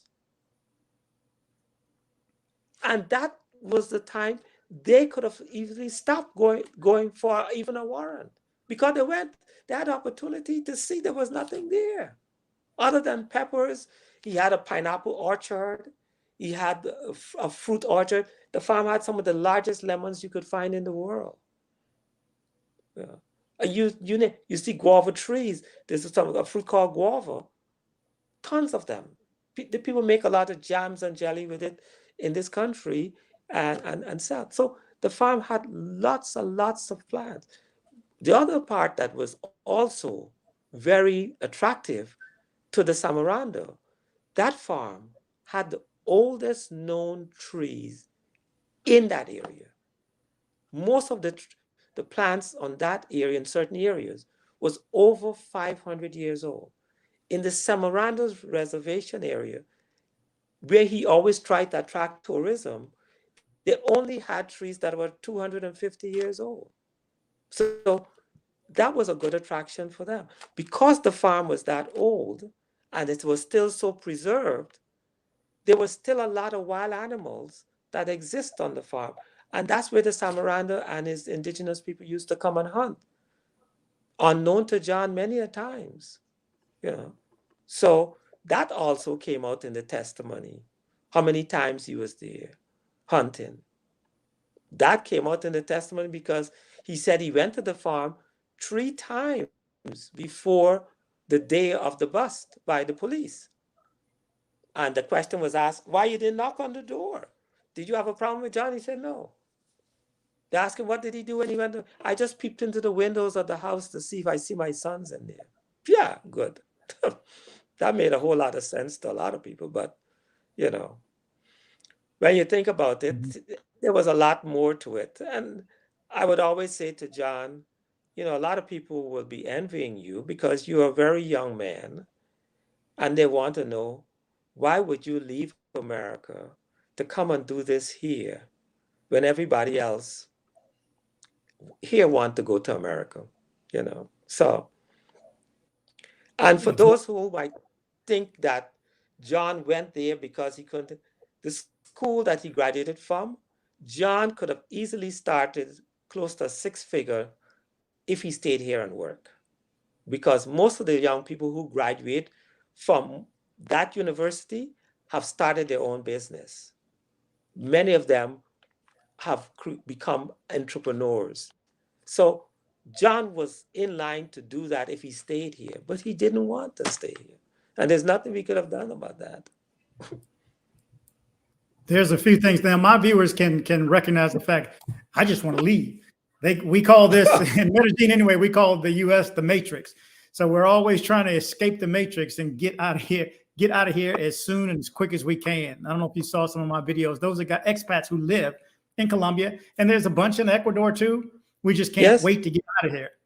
We want to travel. That's our whole thing. Mr. Stephenson, can I ask you? Can you tilt your laptop forward a little bit? There's a light right above you that's like periodically touch your. Okay, let me change it. Oh, that's even better. Okay. Yeah, that's outstanding. But what I wanted to address is, well, you just mentioned all the animals and all the vegetables and things they were growing, but also animals. They had pigs and goats and whatever. I mean, you can tell me the list of animals. But when Ronell and Roja were arrested that morning, and the indigenous burned down all the structures on their property. Well, not a light still there. It's just you're right now, but I think maybe if you tilt the tablet down, it'll not be in the light. But what they did was when they were arrested, the indigenous burned the entire property down and either killed or burned the animals, stole the animals, or killed the animals. That means all the dogs. That means all the cats, the pigs, the cows, the whatever animals that they had there. So for the animal lovers, you need to know that they either stole them, burned them, or killed them, and by some method. Another thing I wanted you guys to know is that normally when there is a murder scene, it's cordoned off. Well, the police did not take the bodies to the morgue or wherever you take the bodies from. So supposedly the indigenous are the ones that move the bodies away. So what does that do to evidence? And the bodies had been there for some period of time. So you figure this out. And on top of having no evidence, you read these things into it. Now, there's also another thing that you triggered me also. The translator. John spoke Spanish. I don't know how fluent he was at that point, but Ronell did not. So when you go, when their law permits for you in trial to have your own translator. How did refresh my memory, how did the translator work for you? Okay. First of all, when they were arrested, they asked for a translator to come so they could understand what was the reason for their arrest. And first of all, they didn't have one when they were arrested. Then subsequently, they brought someone, but the translation was garbled, okay? And part of the problem about the translation, a lot of people say, oh, he speaks Spanish, so he shouldn't be too bad off like his brother who didn't speak any Spanish at all, didn't even know any Spanish. But one of the things that we find out quickly, even though you speak Spanish fluently, when they start talking legal terms, it's not the same. Okay, that's not the language you speak on a daily basis. So when a translator, you don't have a translator and someone speaking to you in Spanish about legal terms and new legal terminology, and we found that out the hard way at their trial, because they refused to provide them with a translator at their trial also. And I had to use my taxi driver, which is a guy that lived here in the United States for a few years. That's crazy. That part I can't get past. Yeah. Your taxi driver is in trial as the interpreter, interpreting legal stuff. Because in this country, if someone, you know, and I've spoken to lawyers, obviously I used to date one, and I've heard all the legal stuff. It's another language in and to itself. So put that in Spanish. Yes. You know. Yes. It's like talking gibberish. So they asked for a translator, and they were not given one to describe or to determine why they were arrested. They were not told why they were being charged. Then they took them to another location. They brought somebody and then the police officer who was doing the interrogation said to them, we can't use this translator because what they're translating is worse than what I would have said. And I don't know much English, so I know it's bad what you're getting. So in the end, they were never read their rights in the language that they should have known. They were not ever told what they were being charged for until some time later. And then the translator turned out to be not somebody who was even visible. They had a translator for the drug case, and as soon as the drug case was won, the translator said he was leaving town for America. And so the court said they couldn't find a translator. Nobody wanted to translate for that case. Nobody. They said they couldn't find one. And the only way that we can have the case move forward is if I can get a translator. Well, I don't live in Ecuador. And the only person I would have known that could speak English would have been my driver that took me around most of the time, my taxi driver. So I asked him if he would like to be the translator. And he said, yeah, he don't mind.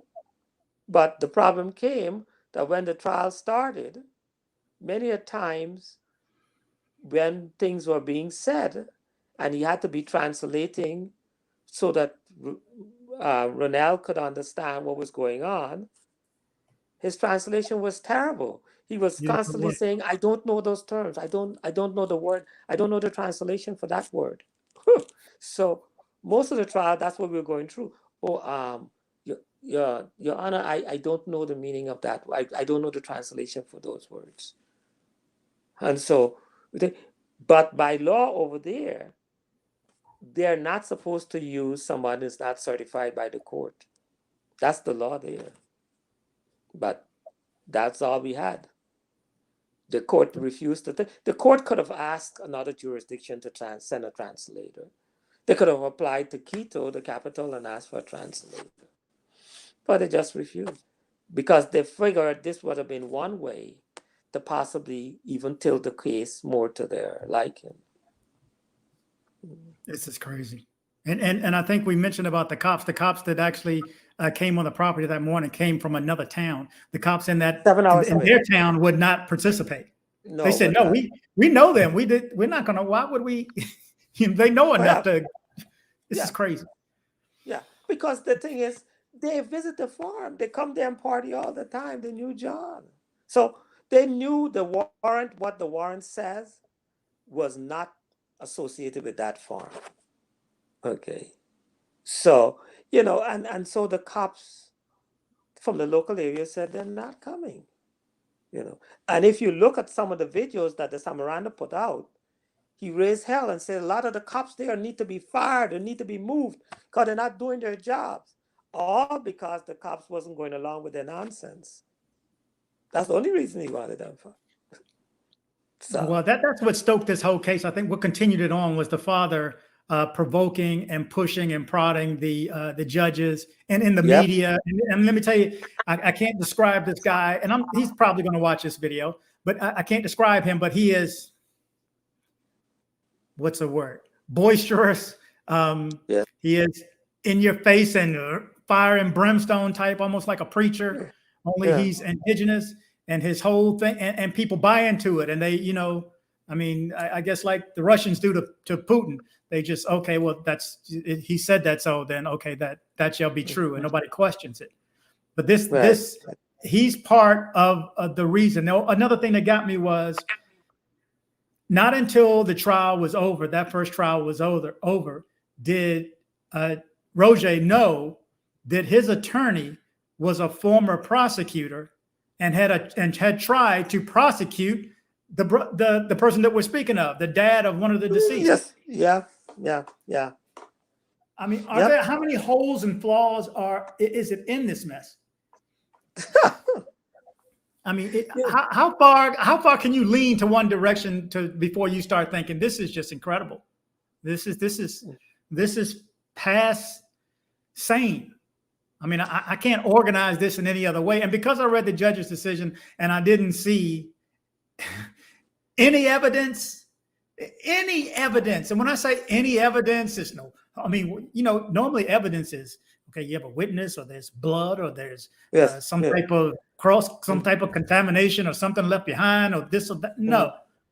You know, when two bodies are found on a 125-acre property, and the people that find them walk on 125 acres of a property they already know. Okay, they understand this property, they've been on the property, know it. Anytime dozens of indigenous creeping around at 3 a.m. on your property with shovels. How do you go somewhere looking for somebody with shovels unless you know where they are? Exactly. And when the question was asked, how did they know the spot? They said they saw a tree growing on that spot. How long was it? One of these instant trees? How do you grow a tree? No, I heard they also said they saw a hand coming out of the ground. Yeah, the hand was up in the air. Yep. Two different reasons why they thought that was the spot. Okay, now tell me, let's assume that my two sons had an IQ of 5. Do you think they'd bury somebody and leave one hand up? Huh? What is that supposed to be, a marker so they could find the spot again? It's insane. It's stupidity. The whole theory is infuriating. It's insane. Who would buy that?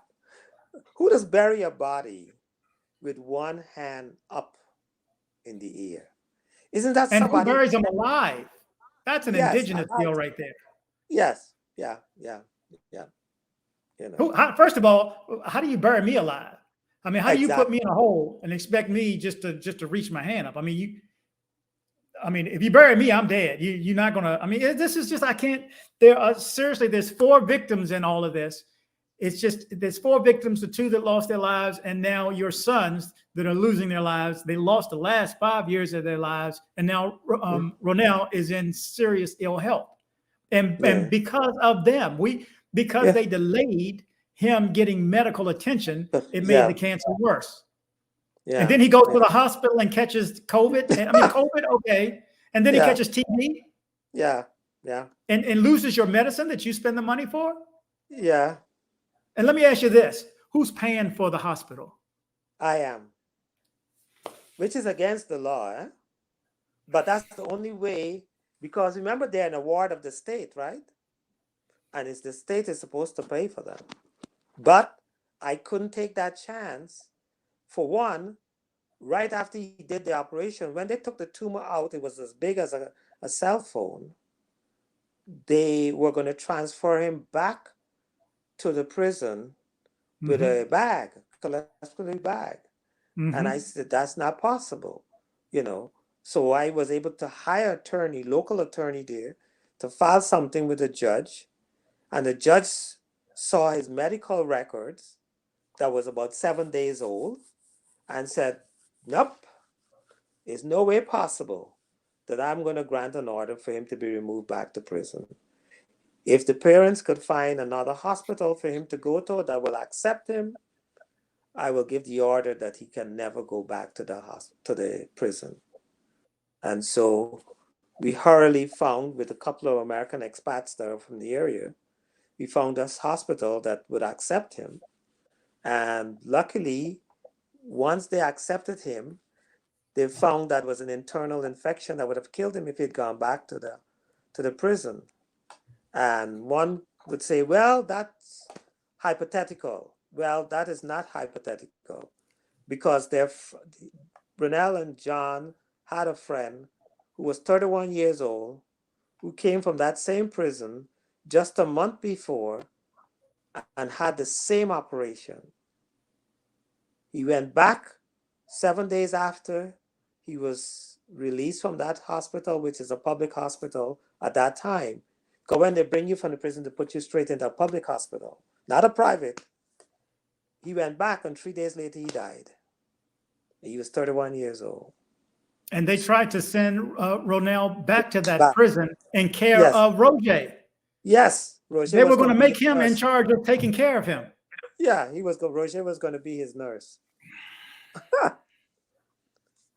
This is insane. But you brought up one thing. I want to give a shout out to the Ecuador crew, okay? Yes. Who's a group of people down there that I didn't, in the beginning, because I would kind of vet people before I would send them to Roja and Ronell. I'd kind of speak to them first, and then I did a Zoom with them, and I didn't know how many people. I thought it was just 2 or 3, and pop, pop, pop, pop. And I said, oh, wow. Mm-hmm.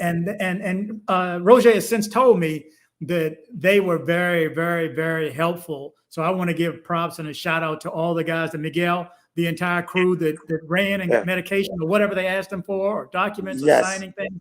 They were very helpful. So thank you so much to these guys for stepping up. There's been some people who have stepped up, but now we need our representatives to step up. And we're not asking for anything out of the ordinary. We're just asking them to do their job, and to not be able to make a phone call or not be able to make time when you can make a phone call about Brittany Grenier or whatever her name is, the basketball player who's from Houston. She's from right up the street too. I see taking care of her, but I see taking care of everyone. And with the outpouring of support that you have had, and from my viewers and your family and friends and everybody back in the DC and Maryland area, I don't get it. Because I know your congressmen know, because I've called. They know, I'm sure they know who I am. And the what do they call it? Not caseworker, but they're called, because they're assigned to, is it caseworker? Yeah, the caseworkers. The aides, the legislative aides. Yeah, okay. Yes. So there's somebody who heads it for the actual congressman, because they vet us and then make us jump through hoops, and we need this waiver, we need them, this waiver, we need this waiver, and so we did all the waivers and jumped through all the hoops, and still we know that they have called the embassy, we know, but then the embassies, just like in Colombia, my guys here know about Colombia and dealing with the Reed case, and the embassy has just dropped the ball. It's been just one avoidance after another. And I've seen their responses. At first I saw their responses to me, and I knew when I finally talked to the brothers the first time, Roja and Ronell, I knew what they were up against dealing with the attorney. I mean, dealing with the embassy, because the embassy will say, well, here's a list of attorneys, and you can call them, and you feel okay? Well, we'll come back every 6 months and give you some vitamins to make sure. It's crazy that Americans. That's bad word. That's a bad word right there. One, the list they gave you would be a list of that was at least 10 years old. Because when you call it, most of the attorneys don't exist anymore, or at least not could be found based on the list. The second thing, don't mention vitamins. The embassy sent on 2 occasions to the prison. They came with the consulate and left vitamin pills for them. And the embassy, the prison refused to give it to John and Ronell. And when they questioned it, the prison says, we cannot give you expired pills. Oh my God. Okay, there's your government, guys. I did a video once, when you leave this country, everybody needs to know you're on your own. You're on your own. When you leave this country and you get hemmed up in something, I mean, you're on your own, unless you are notable or you can catch the attention to somebody who's notable. And we have a lot of viewers. It's showing we have 68, 69 people right now. It's been 80. It's been fluctuating, but we're talking probably hundreds by now because some people watch for a few minutes and leave and other people come on. So I want to reach out to you guys directly and ask you all if you will reach out to the brothers' representatives on their behalf. The information will be in the description, especially knock on the door of Greg Meeks if you can. If I was in New York, if I had more time when I was in DC, which I didn't have a lot of time at all running around, and that first day it snowed. Yes. It was, I was just running from place to place while I was there.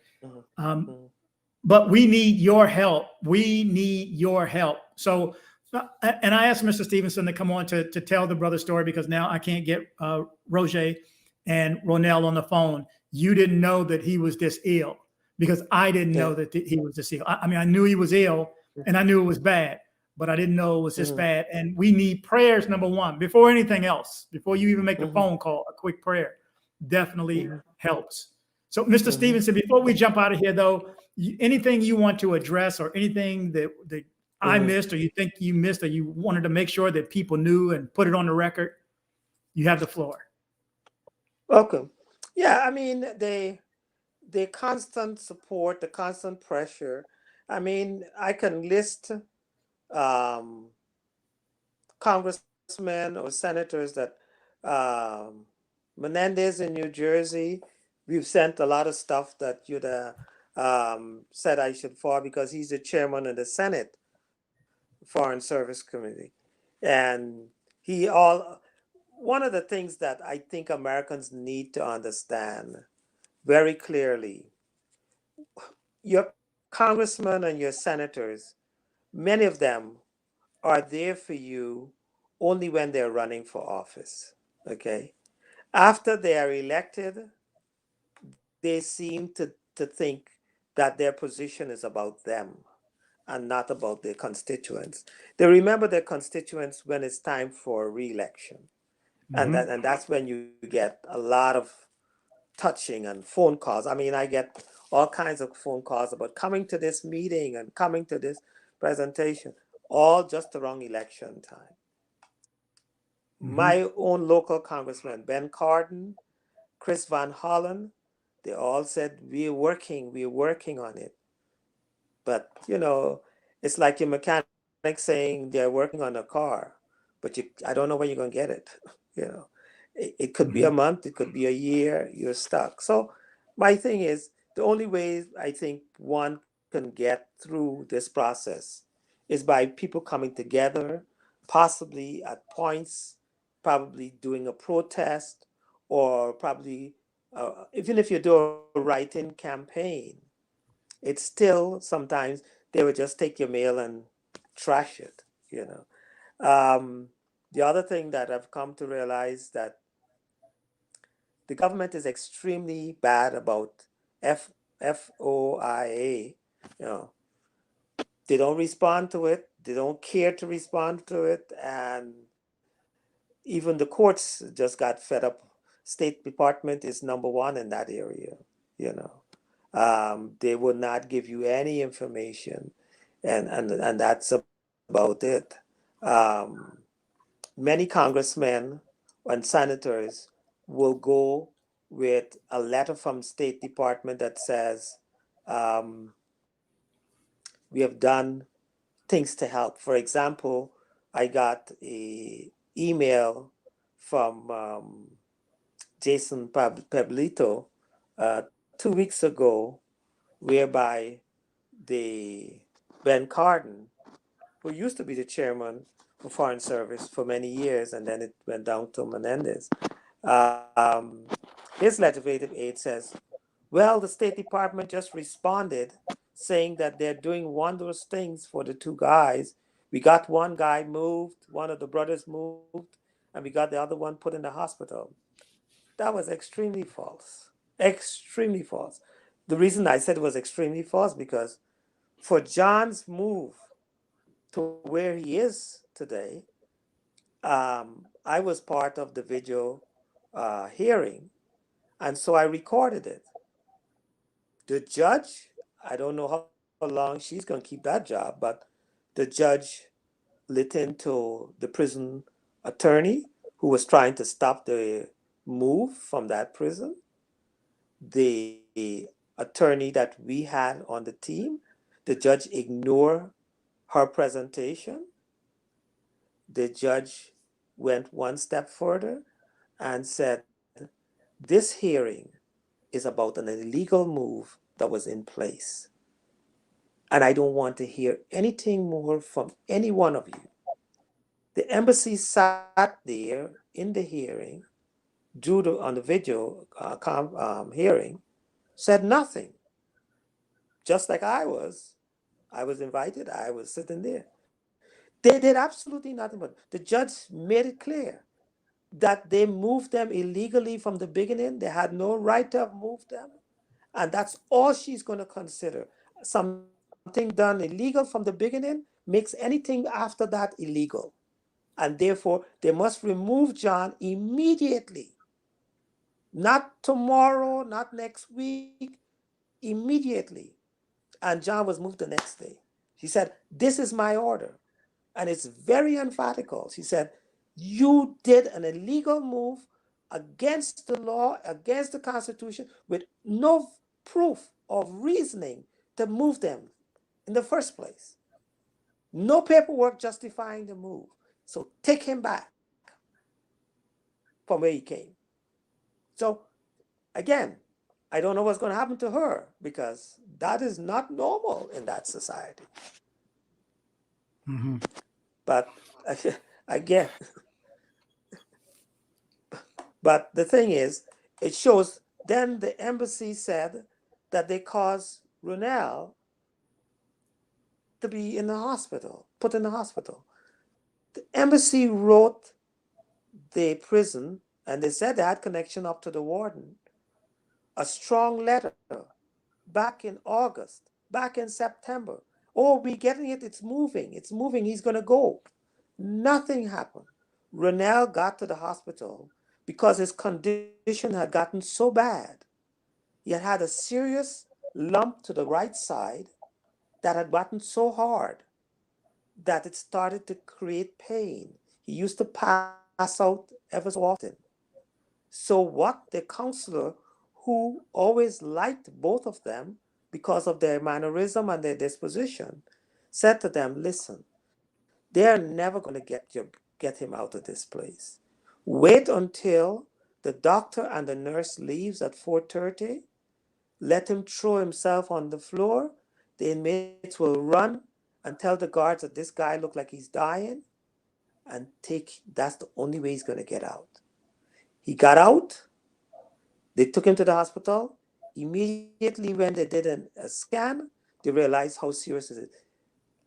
They operated on him 1 hour after he arrived there to take out the appendix and to take out the tumor. That's how critical it was. They couldn't wait for the next day because I tried to fly down there by the next day. By the time I got down there, they'd been cut him, take the stuff out, and gave him a bag before I even arrived. Okay. That's how it was. I called the embassy to check on him. The embassy called me back and said, he's not at the hospital. I said, he has to be at the hospital because his brother said they took him out. They had to take him to the hospital. Well, our records show he didn't get to the hospital. Well, I called Miguel. Miguel went to the hospital and found him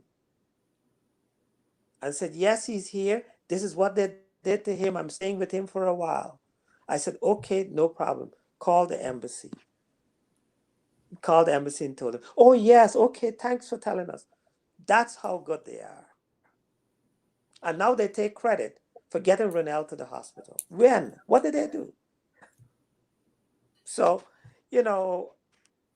my ability to share is not only to help my sons, but to make people aware of what can happen to you when you travel. American Embassy tells you all the time, when you come into a country, register with them so that they will know your whereabouts in case something happened to you. But then what? then what? Okay. So my thing is be wary of how you travel and be wary about putting certain precautionary things in place. Otherwise, you might end up with a lot of surprises. Um, Mhm. the other thing that I would probably stress is recognize people recognize some of the shortcomings and inadequacies of the system. America no longer wields the power like they ought. I don't know, but most of the people that I've dealt with in the embassy in Ecuador, they say very clearly that their whole approach at the embassy is about making money and nothing more. Yes, they will do consulate service, but even the consulate service is about making money. So how much they look to you as an American citizen. Because to me, just taking Ronell's situation, as seriously ill as he was, they didn't seem to care. And they still don't seem to care. And so it's not until when they realize how close he came to dying that they started to put pressure on the warden, because now it was bad but there was no need to pressure on the warden because Ronell was already in the hospital. The warden and all panicked. He was visiting Ronell every day. He told Ronell, "Take my cell phone. I don't want to hear you die. Call me. I want to make sure you're still alive." He was That's crazy. doing more than the embassy at that. So, And what's sad but too is that after stopping by the embassy a couple of days ago, the reception yeah. and the time that they gave me is every bit of time they gave me is way more than any embassy ever gave me collectively. To know that Wow. a foreign embassy, and Yeah. they told me that their concern is they don't have any say over the judicial and so on, but what's under their purvey is the health and safety of both John and Ronell. So that's where they actually have done some work, and so they've done more work on the Ecuadorian side than it looks like to me than the U.S. government has done from our side. Yes. Now, maybe. Yeah. Which is unfortunate. Very unfortunate. Very unfortunate. But the U.S. Embassy in Ecuador made it very clear to me that their main purpose is about raising money, funds. They didn't That's say their that. biggest drive. I've been told that, but they didn't say that, did they? The head of the consulate section, a guy by the name of Ian Hayward, myself and him got very close. I had his personal cell phone number. I could call him any hour of the night. He was extremely concerned about my sons from day one. He said, because when the case started and he saw the evidence, he said he turned to his wife and he said,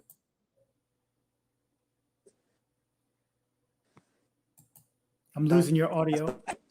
Okay. You got it? Well, I heard the last thing. Okay. Are you back? Are you hearing me? Okay, yeah, I have you now. Are you hearing me? Yeah. Okay, yeah. The consul general was a guy by the name of Ian Hayward. They just transferred him in, I think it was June of 2020 to another country. And he said to me, here is my personal cell phone number. Let me connect you on WhatsApp. Anything that's happening with me, I can. He said, I don't have all the powers to make things happen because everything got to go through the ambassador. I will do whatever I can under my belt. And he did.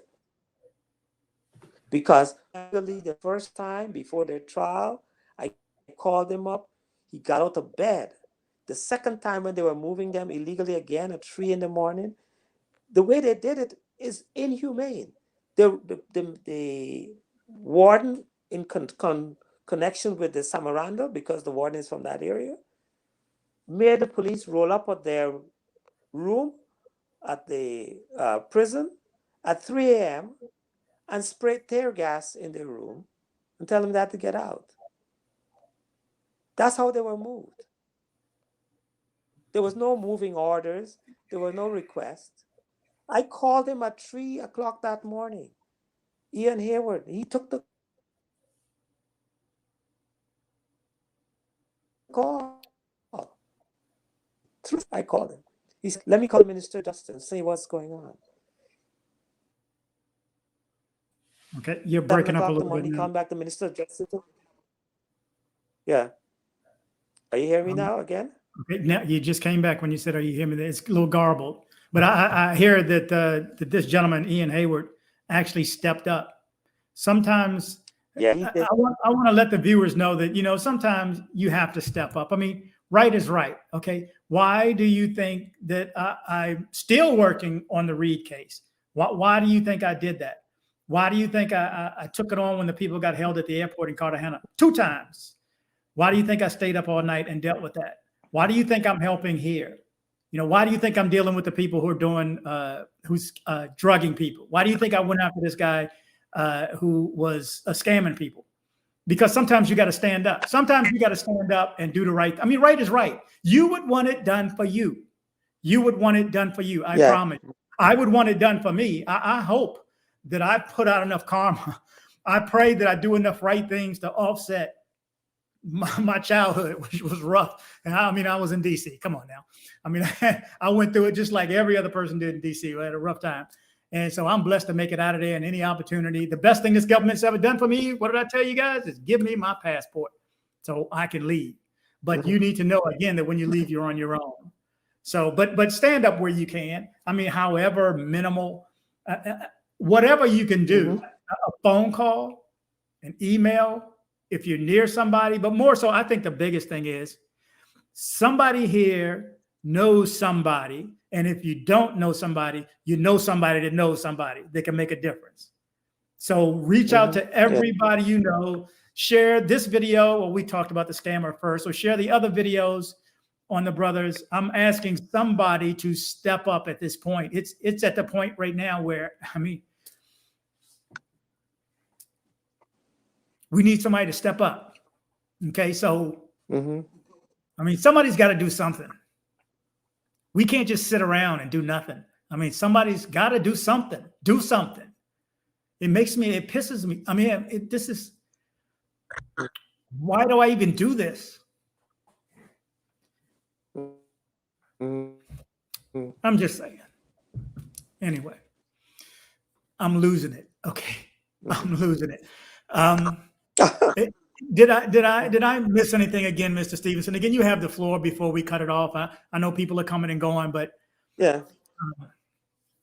Is there anything else that you wanted to cover before we close up? And you're welcome. You have this platform anytime you want to come on. Anytime. I know in the beginning, Roja was adamant about, no, I don't want my dad on camera. I don't even want his voice. He's got to come back and forth. And so for you to be here is like, I mean, we kept in communication, but on camera thing was a little bit different. And I get, some people not wanting to be on camera or even their voice in some cases. So I get that. So everybody out there who's given me the stories over the past 2 weeks, I get that. Trust me, I get that. But please support this family. Mr. Stephenson is on here stepping up for his sons. I mean, just imagine I cannot imagine flying back. I mean, flying is like work. It's like, to me, the closest thing I've ever been to prison is an airplane. I mean, sit down, shut up. And I had a rough flight on United. United sucks too. So, and you're flying back and forth twice a month to Ecuador, and lodging and food and attorneys, now medical bills. I mean, somebody else has got to stand up. I mean, if this doesn't implore somebody to stand up, somebody's got to do something. Somebody knows somebody that knows somebody. And just like in the Reed case, somebody said, well, I know what's his name that didn't do anything? The other brother, the senator in Warnock in Georgia. Nothing. Warnock. Yeah, claiming to be a Morehouse boy too, but won't help a Morehouse guy who got murdered in another country. I'm so disappointed with black leaders in this country for this case and for the Reed case. It's disgusting. You know, and most of these cats know. I mean, I look younger than I am, but I'm 59 years old, so I've seen a lot of crap. But I will stand up when it's time to stand up. And I have people in Medellin right now standing up. B, you know who you are. And I have people in Ecuador that are standing up.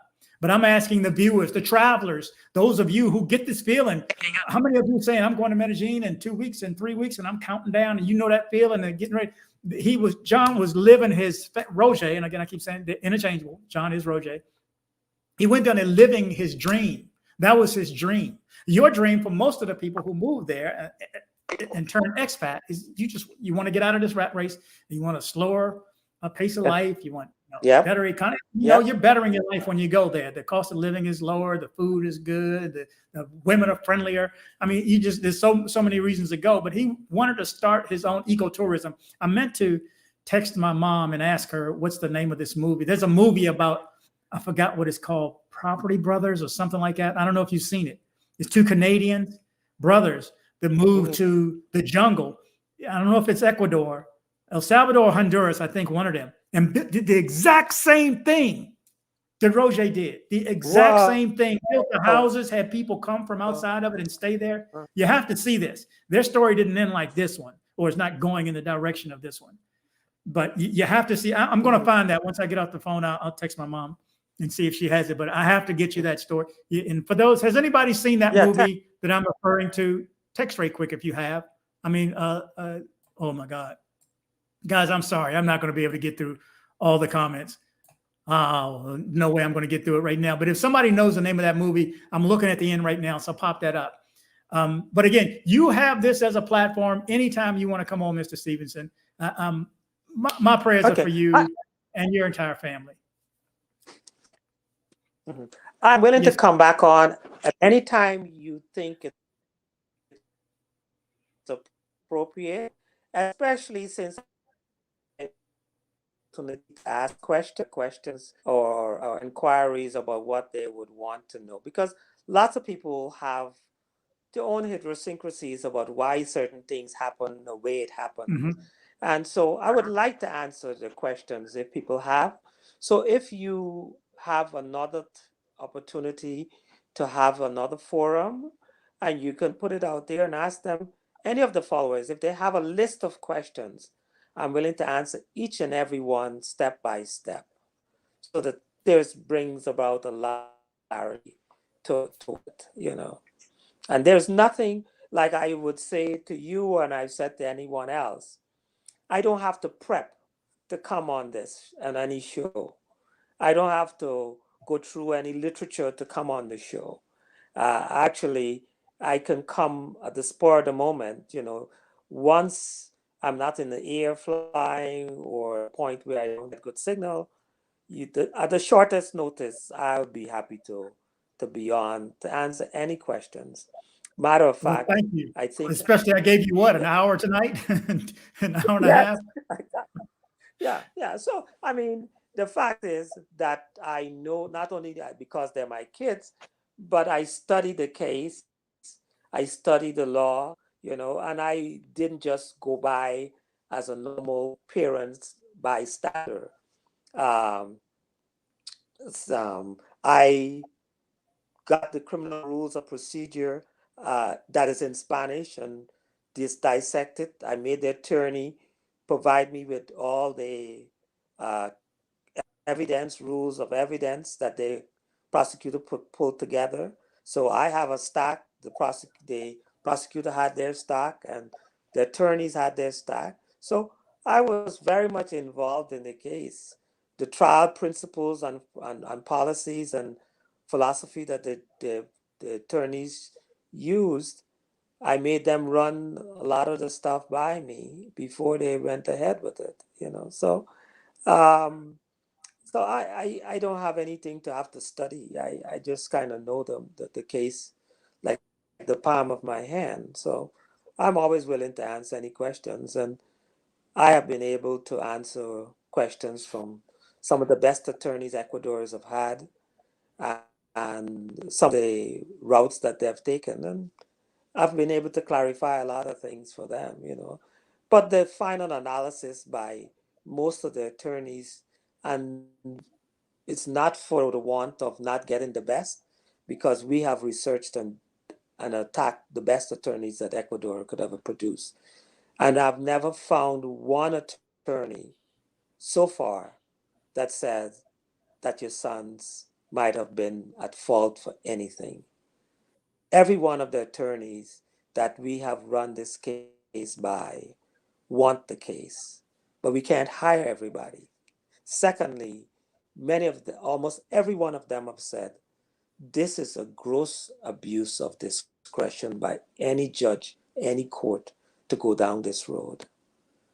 The third thing they've said, let's assume in the worst case that everything they said about your sons is 100% true. There is no reason they should have been convicted, first of all. Secondly, even if they were convicted, they should never have gotten more than 10 years, because we have cases with people who come in here with 10 or more murders and get 20 years. So they said everything about this case is wrong. No evidence. It's most ridiculous. The judges found didn't use any of the constitutional or the criminal rules of procedure about the case. Third thing, they gave them a sentence that does not match the crime. So, if you put them all together, nothing comes up right. Okay, let's do this because I don't know if you can see the screen. Can you tilt your laptop up a little bit? Yeah, because you're at the bottom of the screen. Moochie T says, thanks to you, Mr. Stephenson. Exactly. Some of us have questions. So they will have questions. There will be a lot of questions. And we'll need to vet some of the responses, but we'll do that in another video. So if anybody here, anybody who's still watching this, or anybody who watched this in the replay, do me a favor and send me the questions. Send them to me in email. You all know my email, dcbornrobgroup@gmail.com. dcbornrobgroup@gmail.com. Don't send it to dcbornrob. I'm not going to get it. So some of you wondering why I don't reply, because I didn't get it. So, and sometimes some of the messages here are flags. Some of you put comments here and it automatically pulls it off. I don't, so you won't even see it here. I see New York Marine. He's our group moderator, so I'm going to read his. It says it says, I don't know, can you see what's on the screen, Mr. Stevenson? Yes, Ecuadorian government needs to help held accountable for allowing the imprisonment of the two brothers without any evidence. They know they are going to be held accountable. It's just that they're trying to minimize their financial dilemma that they will be in. So is there any way to make an agreement and say you don't want any money? You just want a fair trial? I mean, we can, but I don't think they're going to believe that. I don't think that, unless they make us sign something before. But we have not said we're going to sue, but Ecuador has a history of people who would have imprisoned wrongfully who have turned around and sued. One of the best attorneys that Ecuador has is a guy by the name of Dr. Alban. He's one of those constitutional lawyers that wrote the Constitution, a lot of the Constitution and the criminal rules of procedure. He's also a professor in Ecuador at one of the best Ecuadorian university. And now the government has retained him to help the civil suits that are being brought against them for illegal imprisonment of some foreigners. And he was the one that looked at the case. I tried to retain him, but then the government came up and gave him a contract, and he said it might be a conflict of interest. But he looked at it and he says, I don't understand. How could the judges get away with something like this? This doesn't make sense. And he's still there for the taking, but he has to do it on a more subdued manner, because I think he still has contractual agreement with the government to help bail them out from lawsuits that they have. So my thing is, unless we can find a way to sign off and say, okay, we will not sue you for what you did. But then I don't know if my sons will buy it because it's 5 years out of their life that is gone. And I mean, the other thing that people need to understand very clearly, there have been attorneys who came to them and said, we can work something under the table with with a couple of judges we know in the Supreme Court that will allow them to reverse your conviction on the grounds that they will send the case back to the lower court and tell them to sentence you for 8 years or 5 years. And that way you will get out on time served. My son says, forget that, I stay here. You know, they have approached them and saying, we can get a pardon. And my son said, I'm thinking about that, but that still says I'm guilty. So, it's a catch-22. Yes, they want to be out. But at the same time, they don't want to be out on the basis that the government walk away free of saying we did the right thing. You know, I mean, so it's a toss-up. You know, they're not staying in jail because they want to make money. They're staying in jail because they have no way out. And if they get out, should the government walk away and say, okay, we let you out, so you're good to go? You know, or we vacate your charges and we are sorry, but you're good to go. So where is their compensation for the 5 years? Where is the And how reward much for money them? you spent? How much money have you had Yes. to spend for the? Okay. Listen, listen. The money that myself and wife spent, if I tell you guys on this recording, man, you shocked out of yours. Okay. What was that? I'm sorry, I Just missed it. Yeah, I said if I was to give you an itemized breakdown of what myself and wife spent so far on the case, you'll be shocked out of your wits. But I don't you think I know, would because I know it's high. yeah, Yeah. Mm. listen, just just Ronell's medical bills that I paid at the beginning of February was 52,000 US.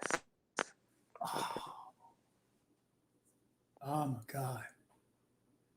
So that's just his bill. And that just happened with it. Jesus. So And that's 5 in less years. than 3 months. So, it is, but like I say to anyone, life is worth way more than any money in the world. And so I pay for life. I am not the believer of paying for afterlife. Lots of people will say, I will give them a good wake. I buy them an expensive casket.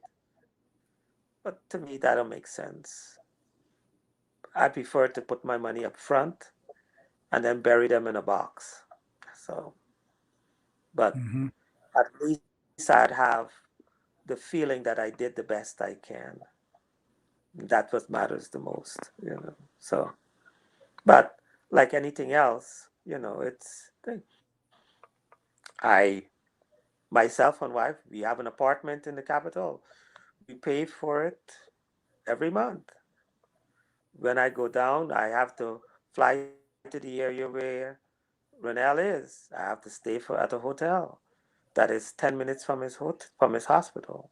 So I stay there. I've been there for a little over a month this time.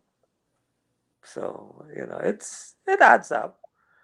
But I don't look at the money. I look at the value that it poses. If I hadn't gone down this time, I would have been bringing back a body. So it was worth every penny that I spent.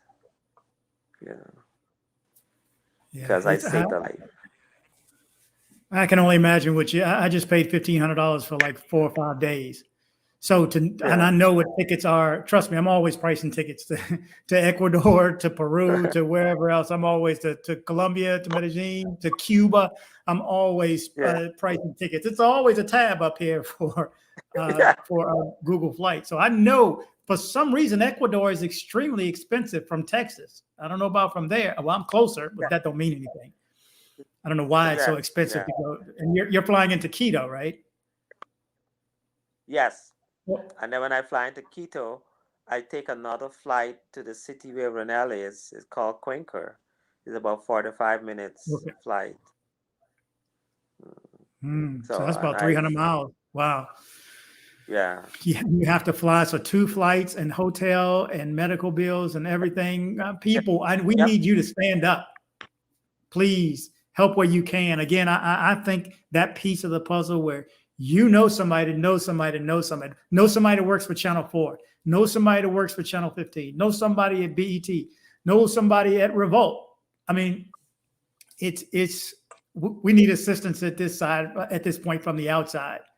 Mr. Stephenson, you've done all you can. You have gone way above and beyond for your sons. And I mean, my heart again goes out to you and your family and for what you're going through. And I can just tell it was wearing on you. When I saw you the other day on camera when we did the meeting, I was like, it looks like you had a rough week. You're just gone through that.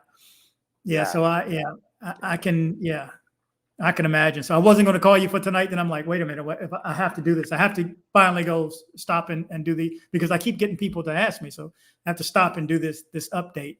So I reached out to you to see if you want to join. So thank you so much for coming on. So hopefully my viewers got something out of this. This is a travel channel. So everybody here deals with traveling and the effects when you run into some issues when you're in another country. Like I told you guys, stay off them dating apps. They get anything out of the first 15, 30 minutes of this. Stay off them dating apps. They're using it to drug you. The odds are you will be drugged if you use that app. They don't hook up on apps. So work another route. But anyway, we know when you leave this country, you're on your own. Don't think the embassy is going to come running for you. I have too many. I never knew. Well, I knew what a FOIA was, but I'd never seen one, never filled out one. And you know how many I've done? You tell me if I'm wrong. 15, maybe 15 Freedom of Information Act request. And guess how many answers I have? I don't even have a blanked out, a sheet of paper. And the same thing with the Reed family. Between the two, I think it's been 15 or maybe a little bit more. And then writing release forms. How many release forms we've done? God. Well, we can't talk to the embassy on your behalf and fill out this form. You know how many times we've done that for both cases? At least 20. And O is our researcher and helper, and he is gone. Let me tell you something. So shout out to O again. I always do this. You don't know who he is. He's like the mysterious man that just whenever I needed something, this act number. What is this, 30 S3075? And gave me all the details 3 minutes before I came on camera. So I'm trying to study up and pull it up. But thank you so much again for coming on. Let's do this again. And then everybody whoever's watching right now, and if you want to ask some questions of Mr. Stephenson, send them to me via email, dcbornrobgroup@gmail.com, and I'll line them up because some of the stuff sometimes I get some questions that's just not appropriate. So I won't add those to the list. So you'll get a list of questions, hopefully, or I'll ask the viewers another time to reach out and send me this information, and we'll come back on and revisit this soon. We have to keep the pressure on somehow. So, and I have viewers who have concern, a lot of which are in the DMV. So shout out to everybody in the DMV and the ones that I ran into over the past few days. Neighbors, college friends, all you guys are going to see this video. Share this video or cut the first half scammer part, or use one of my older videos and tell the entire story. But your reps need to hear this. They need to know you care. What did the Imam told me about government? He said, if you don't move, they won't move. So your reps aren't going to work on your behalf if you just sit and ask. It's not going to happen. No. They do nothing by default. So if you don't ask, my mom told me years ago, if you don't ask, you don't get. What's the worst they can say is no, but ask. And I'm a salesperson, so I don't understand what no means anyway. I mean, for the most part, that means they don't understand. No. Oh, what is that? Yeah. What do you mean no? Okay. What I meant to say was, and you try to explain it, but you have to ask the question. Find out who knows who, please. More than anything from this video, do me a favor and reach out to people that you know may know somebody, because somebody knows somebody. I mean, we're all 6 degrees of separation anyway. So somebody is 2 steps away or maybe 3 steps away. I don't care if it's Kim Kardashian, if you know them, or reach out to anybody. Kanye right now. Tell him you know where she is. No, I'm just joking. Step up. We need that assistance now. So, Mr. Stevens, I'm not going to hold you up anymore tonight. I'm going to cut out here. But let's talk again. Yeah, thank you again, and thank you for everybody who's donated. Just and thanks for everyone, and please give my regards to Mr. Paul. Yeah. Oh, okay. I don't know what happened. That was the embassy. That's what the embassy does. Somebody shut me down. You think people ask me, aren't you scared about what you're doing? My cousins asked me the other day and said, Rob, aren't you worried about this? And I said, well, I take precautions, and I'm pretty careful about what I do. And when I move around, if I'm carrying a camera, then yeah, I had security. I take precautions. But I know somebody's always watching what I do.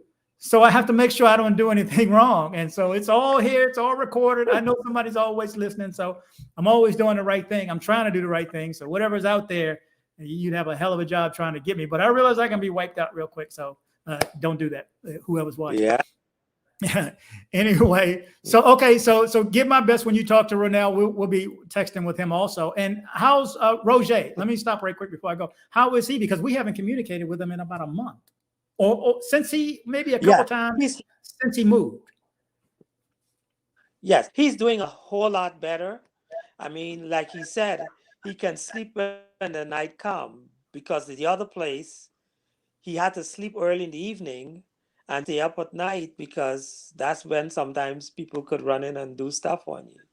So it was a touch and go right up to the moment he left. There was a gang leader that was going to take him out, because they claimed that he was too close to another guy that was the biggest leader around there, and they wanted him. And so he got out just in the nick of time, man. He breathed a sigh of relief. Huh. We talked that day. And I think we talked to Ronell, and we were like, make sure he don't tell anybody he's leaving, because we knew he was leaving before he left. Yeah. He said, make sure he doesn't tell anybody that he's leaving. Just leave. He said, no, he already sold his cell phone. He gave away stuff. I'm like, oh. So we were stressing over that 24-hour period before he got out of there. Yeah. I mean, listen, one could smile at this point, but one don't know how close it is. And lots of times, sometimes people say, matter of fact, let me tell you how much better off he is, okay? Where he is, first of all, the warden didn't even know he was coming, okay? The other prison system did not notify that prison warden that they were transferring him there. Since he's gotten there, the warden said to him, and there's one other inmate that went with him from that same prison, got the transfer. They had a meeting up to last week. The warden met with him and said, listen, I know exactly where you guys come from. I knew how bad it was over there. He said, and I know that you guys came from a university better than this one. All I'm asking you guys to do is to help me keep this one good, because I know what you're capable of doing from where you came. You know what that tells you? They have learned this. He said, I don't want anybody dying here, please. I'm glad. Yeah, I spoke to him once he first got there. For a few days, he was in our group, but he dropped out of our WhatsApp group. I talked to him. He said, yeah, he's all day and night. That other place was nuts.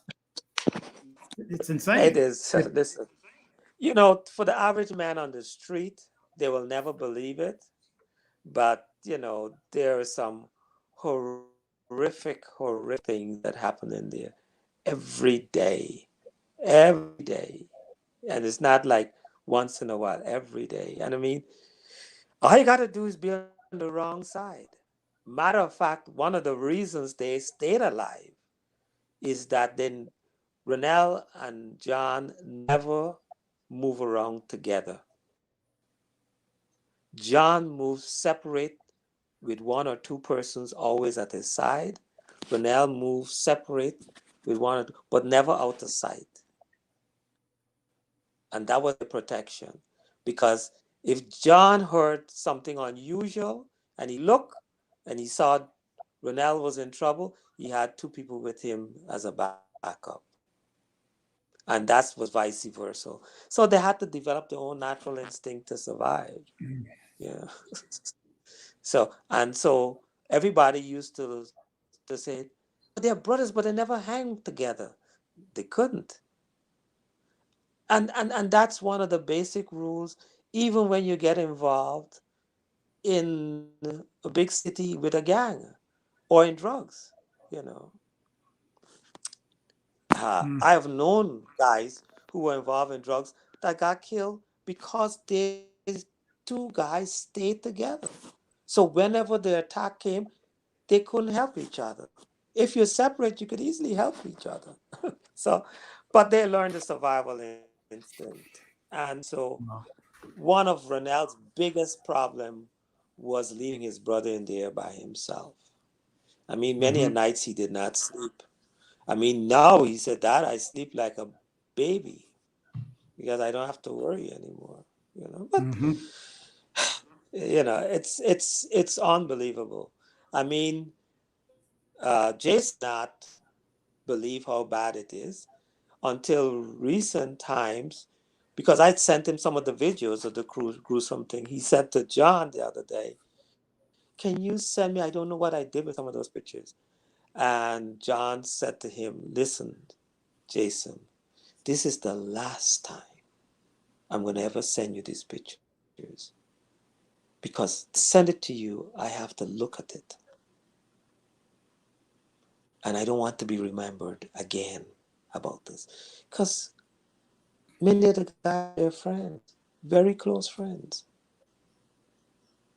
And it's not just that the fact they were killed, but the way they ended up with their bodies.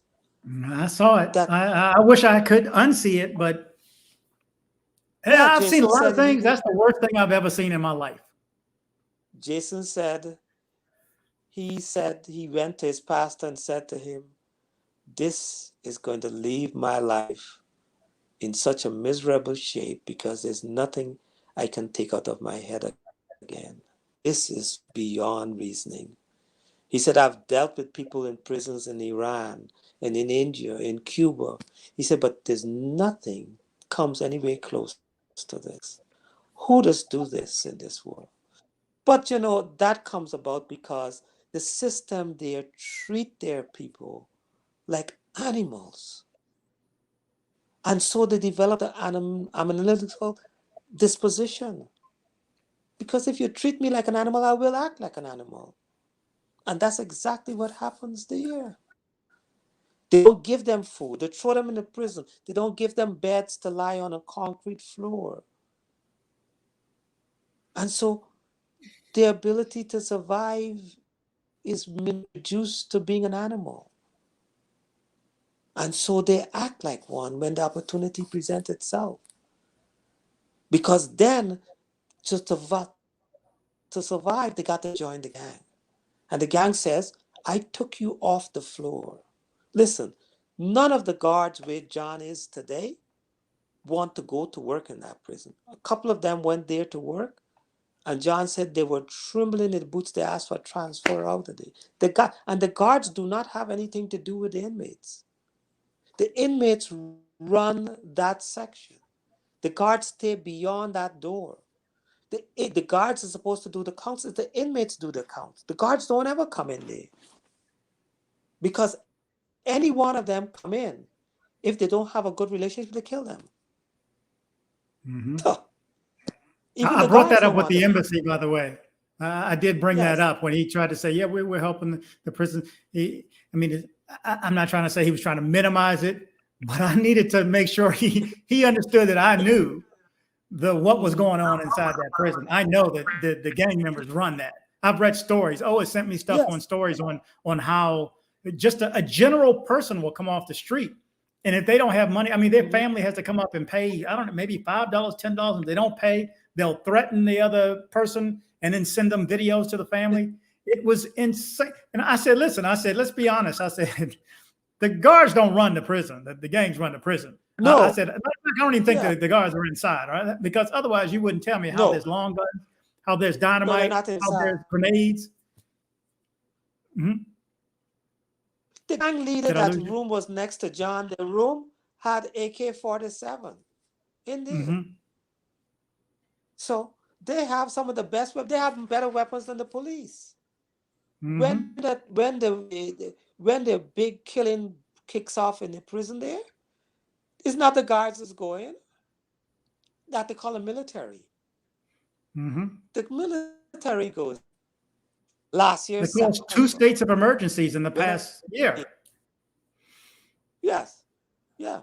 Last year, September, when I was there, and they had the big kickoff of the riots in the prison in Guayaquil, which is 4 hours from where this other prison is, that John they were in. You would have think it's a war between Ukraine and Russia. The military was in there. You should see grenades that are being thrown by the prisoners at the guards and the shootout. And the only reason the military wins all the time is because the inmates run out of ammunition. That's the only way they just win.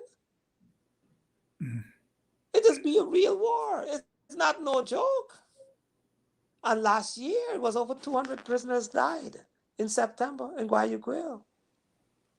Our attorney, the attorney that we have lost, I think it was 10 of our clients. And they were not tried yet. They were just arrested. So, you know, I don't know. Yeah, she told me that a lot of people are in there that don't even have a court date, never been to trial, and their lives are at risk. Yeah. It is. I mean, this president is trying his best to clean the mess up. He's been letting out prisoners left and right, transferring them wherever they want to go, making sure the system really went amok. And it is just ridiculous, awfully ridiculous. Half of the prison, and part of it, I think they just mimicked off the U.S. system, but they looked at it the wrong way. They did it the wrong way. Because you should have a big separation for people who are just arrested and waiting trial than to dump them in the jail with people doing 34 years or 25 years. Those people in 25 years don't have much to lose. You know? Because if they kill 2 more people in prison, they can't get them another 25. The maximum they can get is the 25 or the 34 that they got. So they can kill 10 more people and then still get the same time. They don't double it up.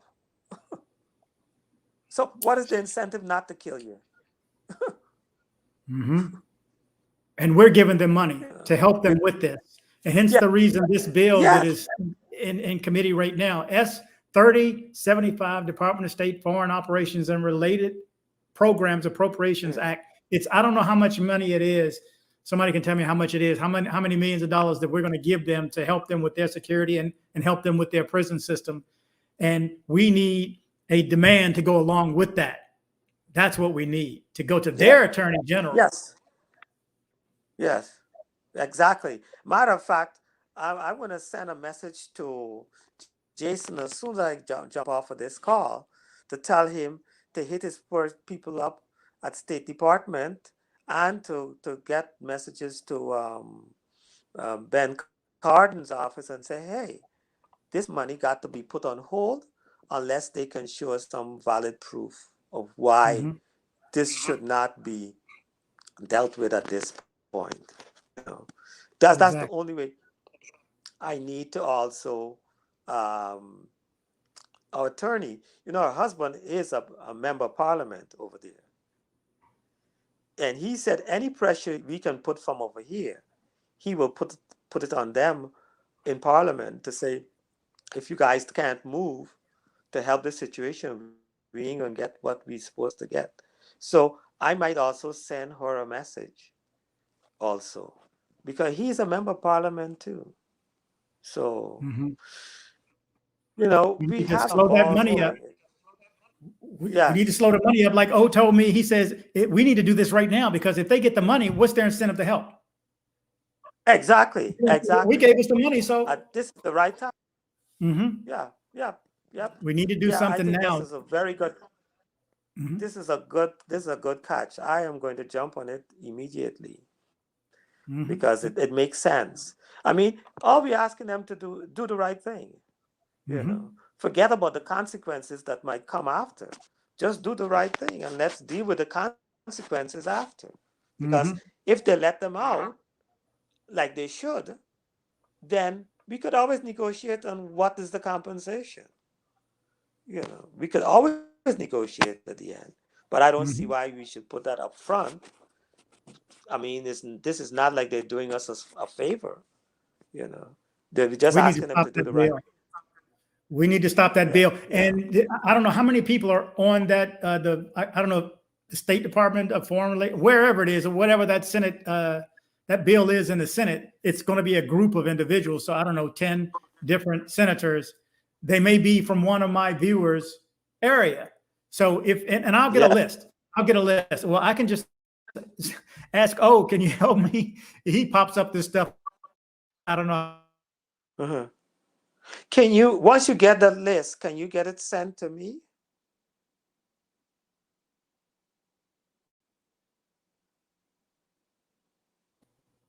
Yeah, that's my bandwidth. I guess that's Xfinity saying you've been talking too long. Okay.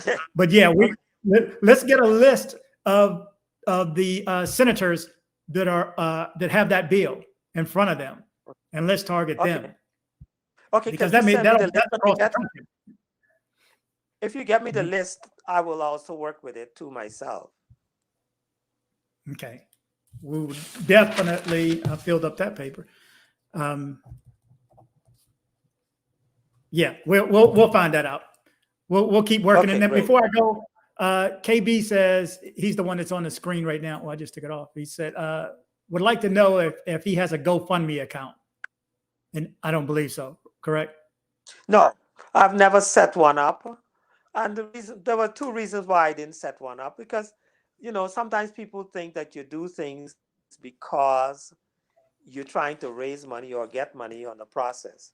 And, I've been fortunate by having my own company, my own business for years that I've been able to put aside funds to sustain this kind of effort without cries. But I mean, if one wants to set one up, I will probably use it to probably set it up as a legal defense fund and probably roll it over to help other people who have kids who are young people who are caught up in this stuff in a foreign country. Because to me, not many people have been blessed like I have been blessed myself and wife.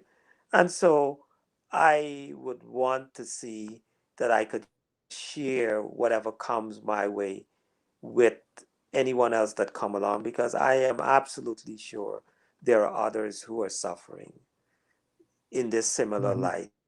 And so, yes, if they set it up, that's where I would use it for a legal defense fund that probably I can roll over into helping others, including the one that you're working on. So, yeah, if they don't want to set it up, that's fine. But so One other far, question. I don't know if you can see what's on the screen. It says this is Moochie T. Rob, It says is there yeah. protection pardon in place? Why can't they take and forego any lawsuit, the land and everything else? They can also find safer country to relocate and come back to the US. Okay. First, I'm gonna take the first thing on the land.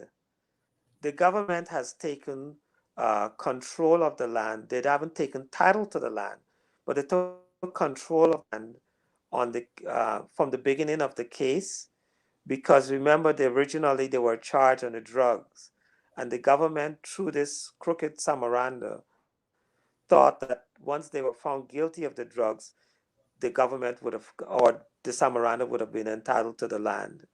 That did not happen. So far, the government still has control of the land in terms of that they're holding on to the title. I still pay the taxes. Initially, from the beginning of the case, we had offered to give the land to the Samaranda, to sell the land to the Samaranda. We tried to do whatever it takes to depart from the land. So it's not about holding on to the land. It was never an issue about holding on to the land. They wanted the land on the grounds that they were hoping to get them found guilty for drugs. And it didn't happen. So they got stuck between a rock and a hard place. So now they have to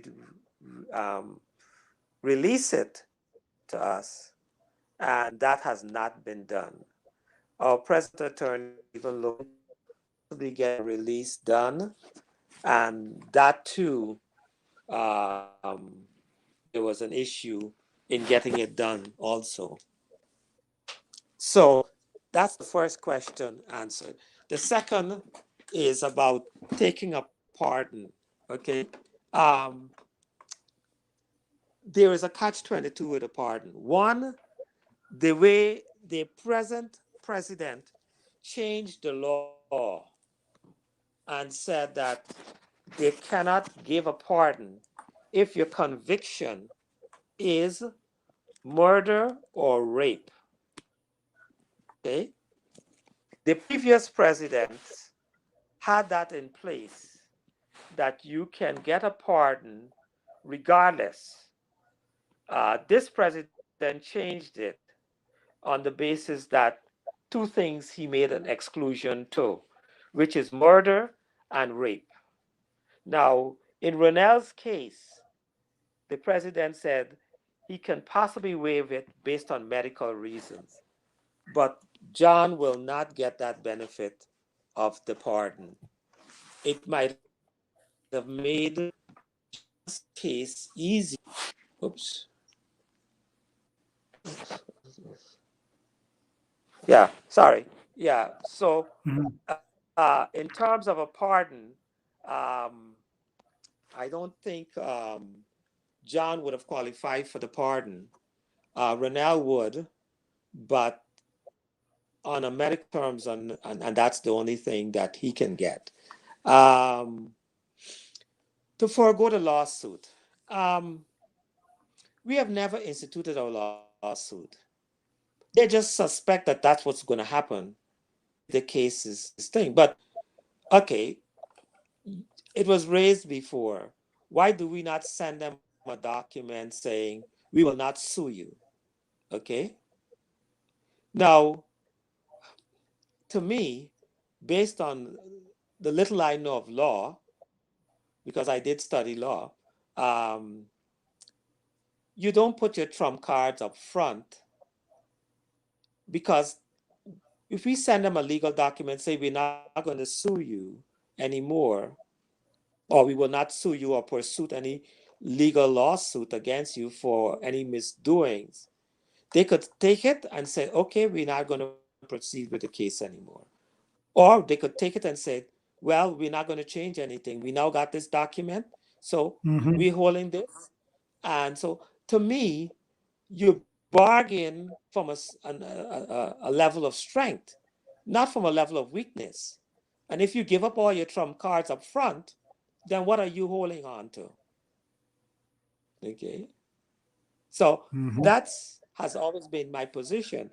Matter of fact, before the case went to trial on the murder, the Samaranda was getting his attorney to pressure my son by going to the prison a couple of times, even allowing himself to be locked up in the prisons on the same floor with my son, pressuring for a payoff and saying the case will go away if we pay them off.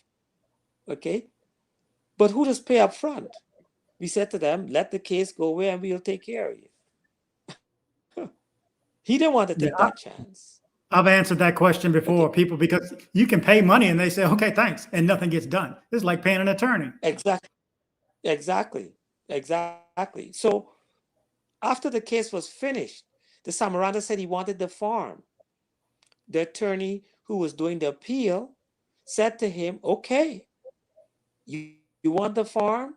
Meet me at my office. We will sign a document. And the attorney prepared a document. Matter of fact, I might still have a copy of it, where he says, you have to represent to the court that you know fully well that those two young men had nothing to do with the death of your son and the other person. And he said, oh yes, I'll come. And he said, we will sign the farm over to you, but you have to come to my office in Quito, which is about 7 hours away from where the farm was, and sign this document in front of a notary. He said it okay.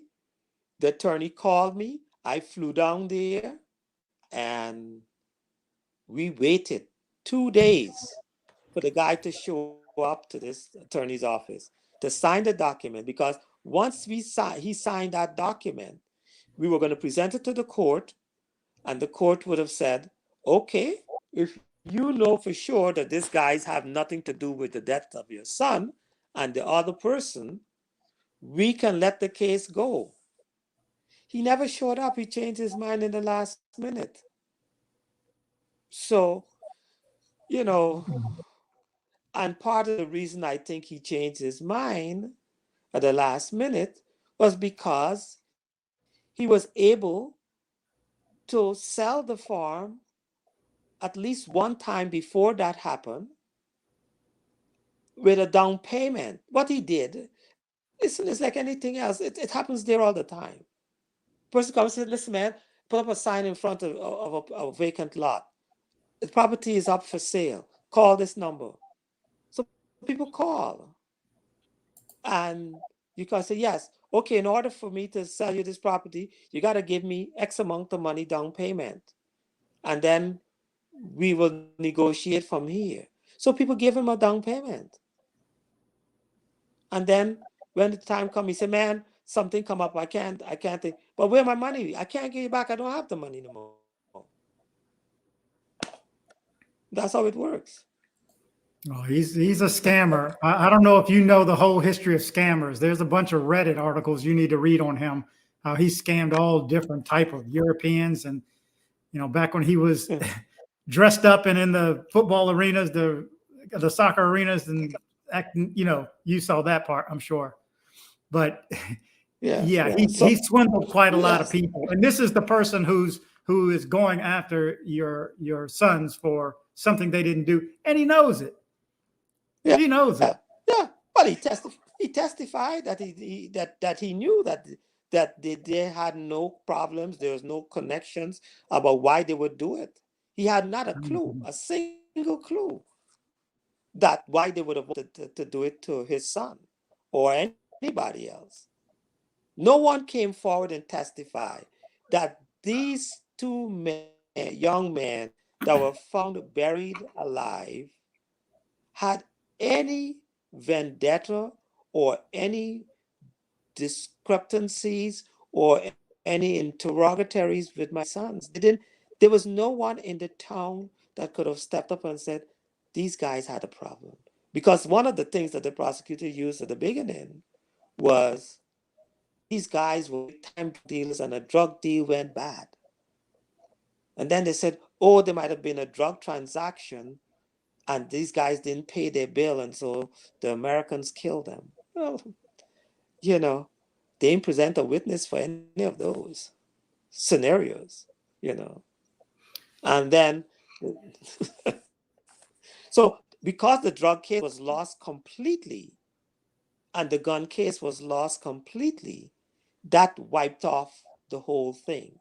So the only thing that the prosecutor was able to come up with as probable reason, okay, that they might have been killed by these two Americans is that my two sons were homosexuals and those guys went there and a sex act went bad. Oh, Christ. Now, who's coming up with this stuff? This is, yeah. Okay.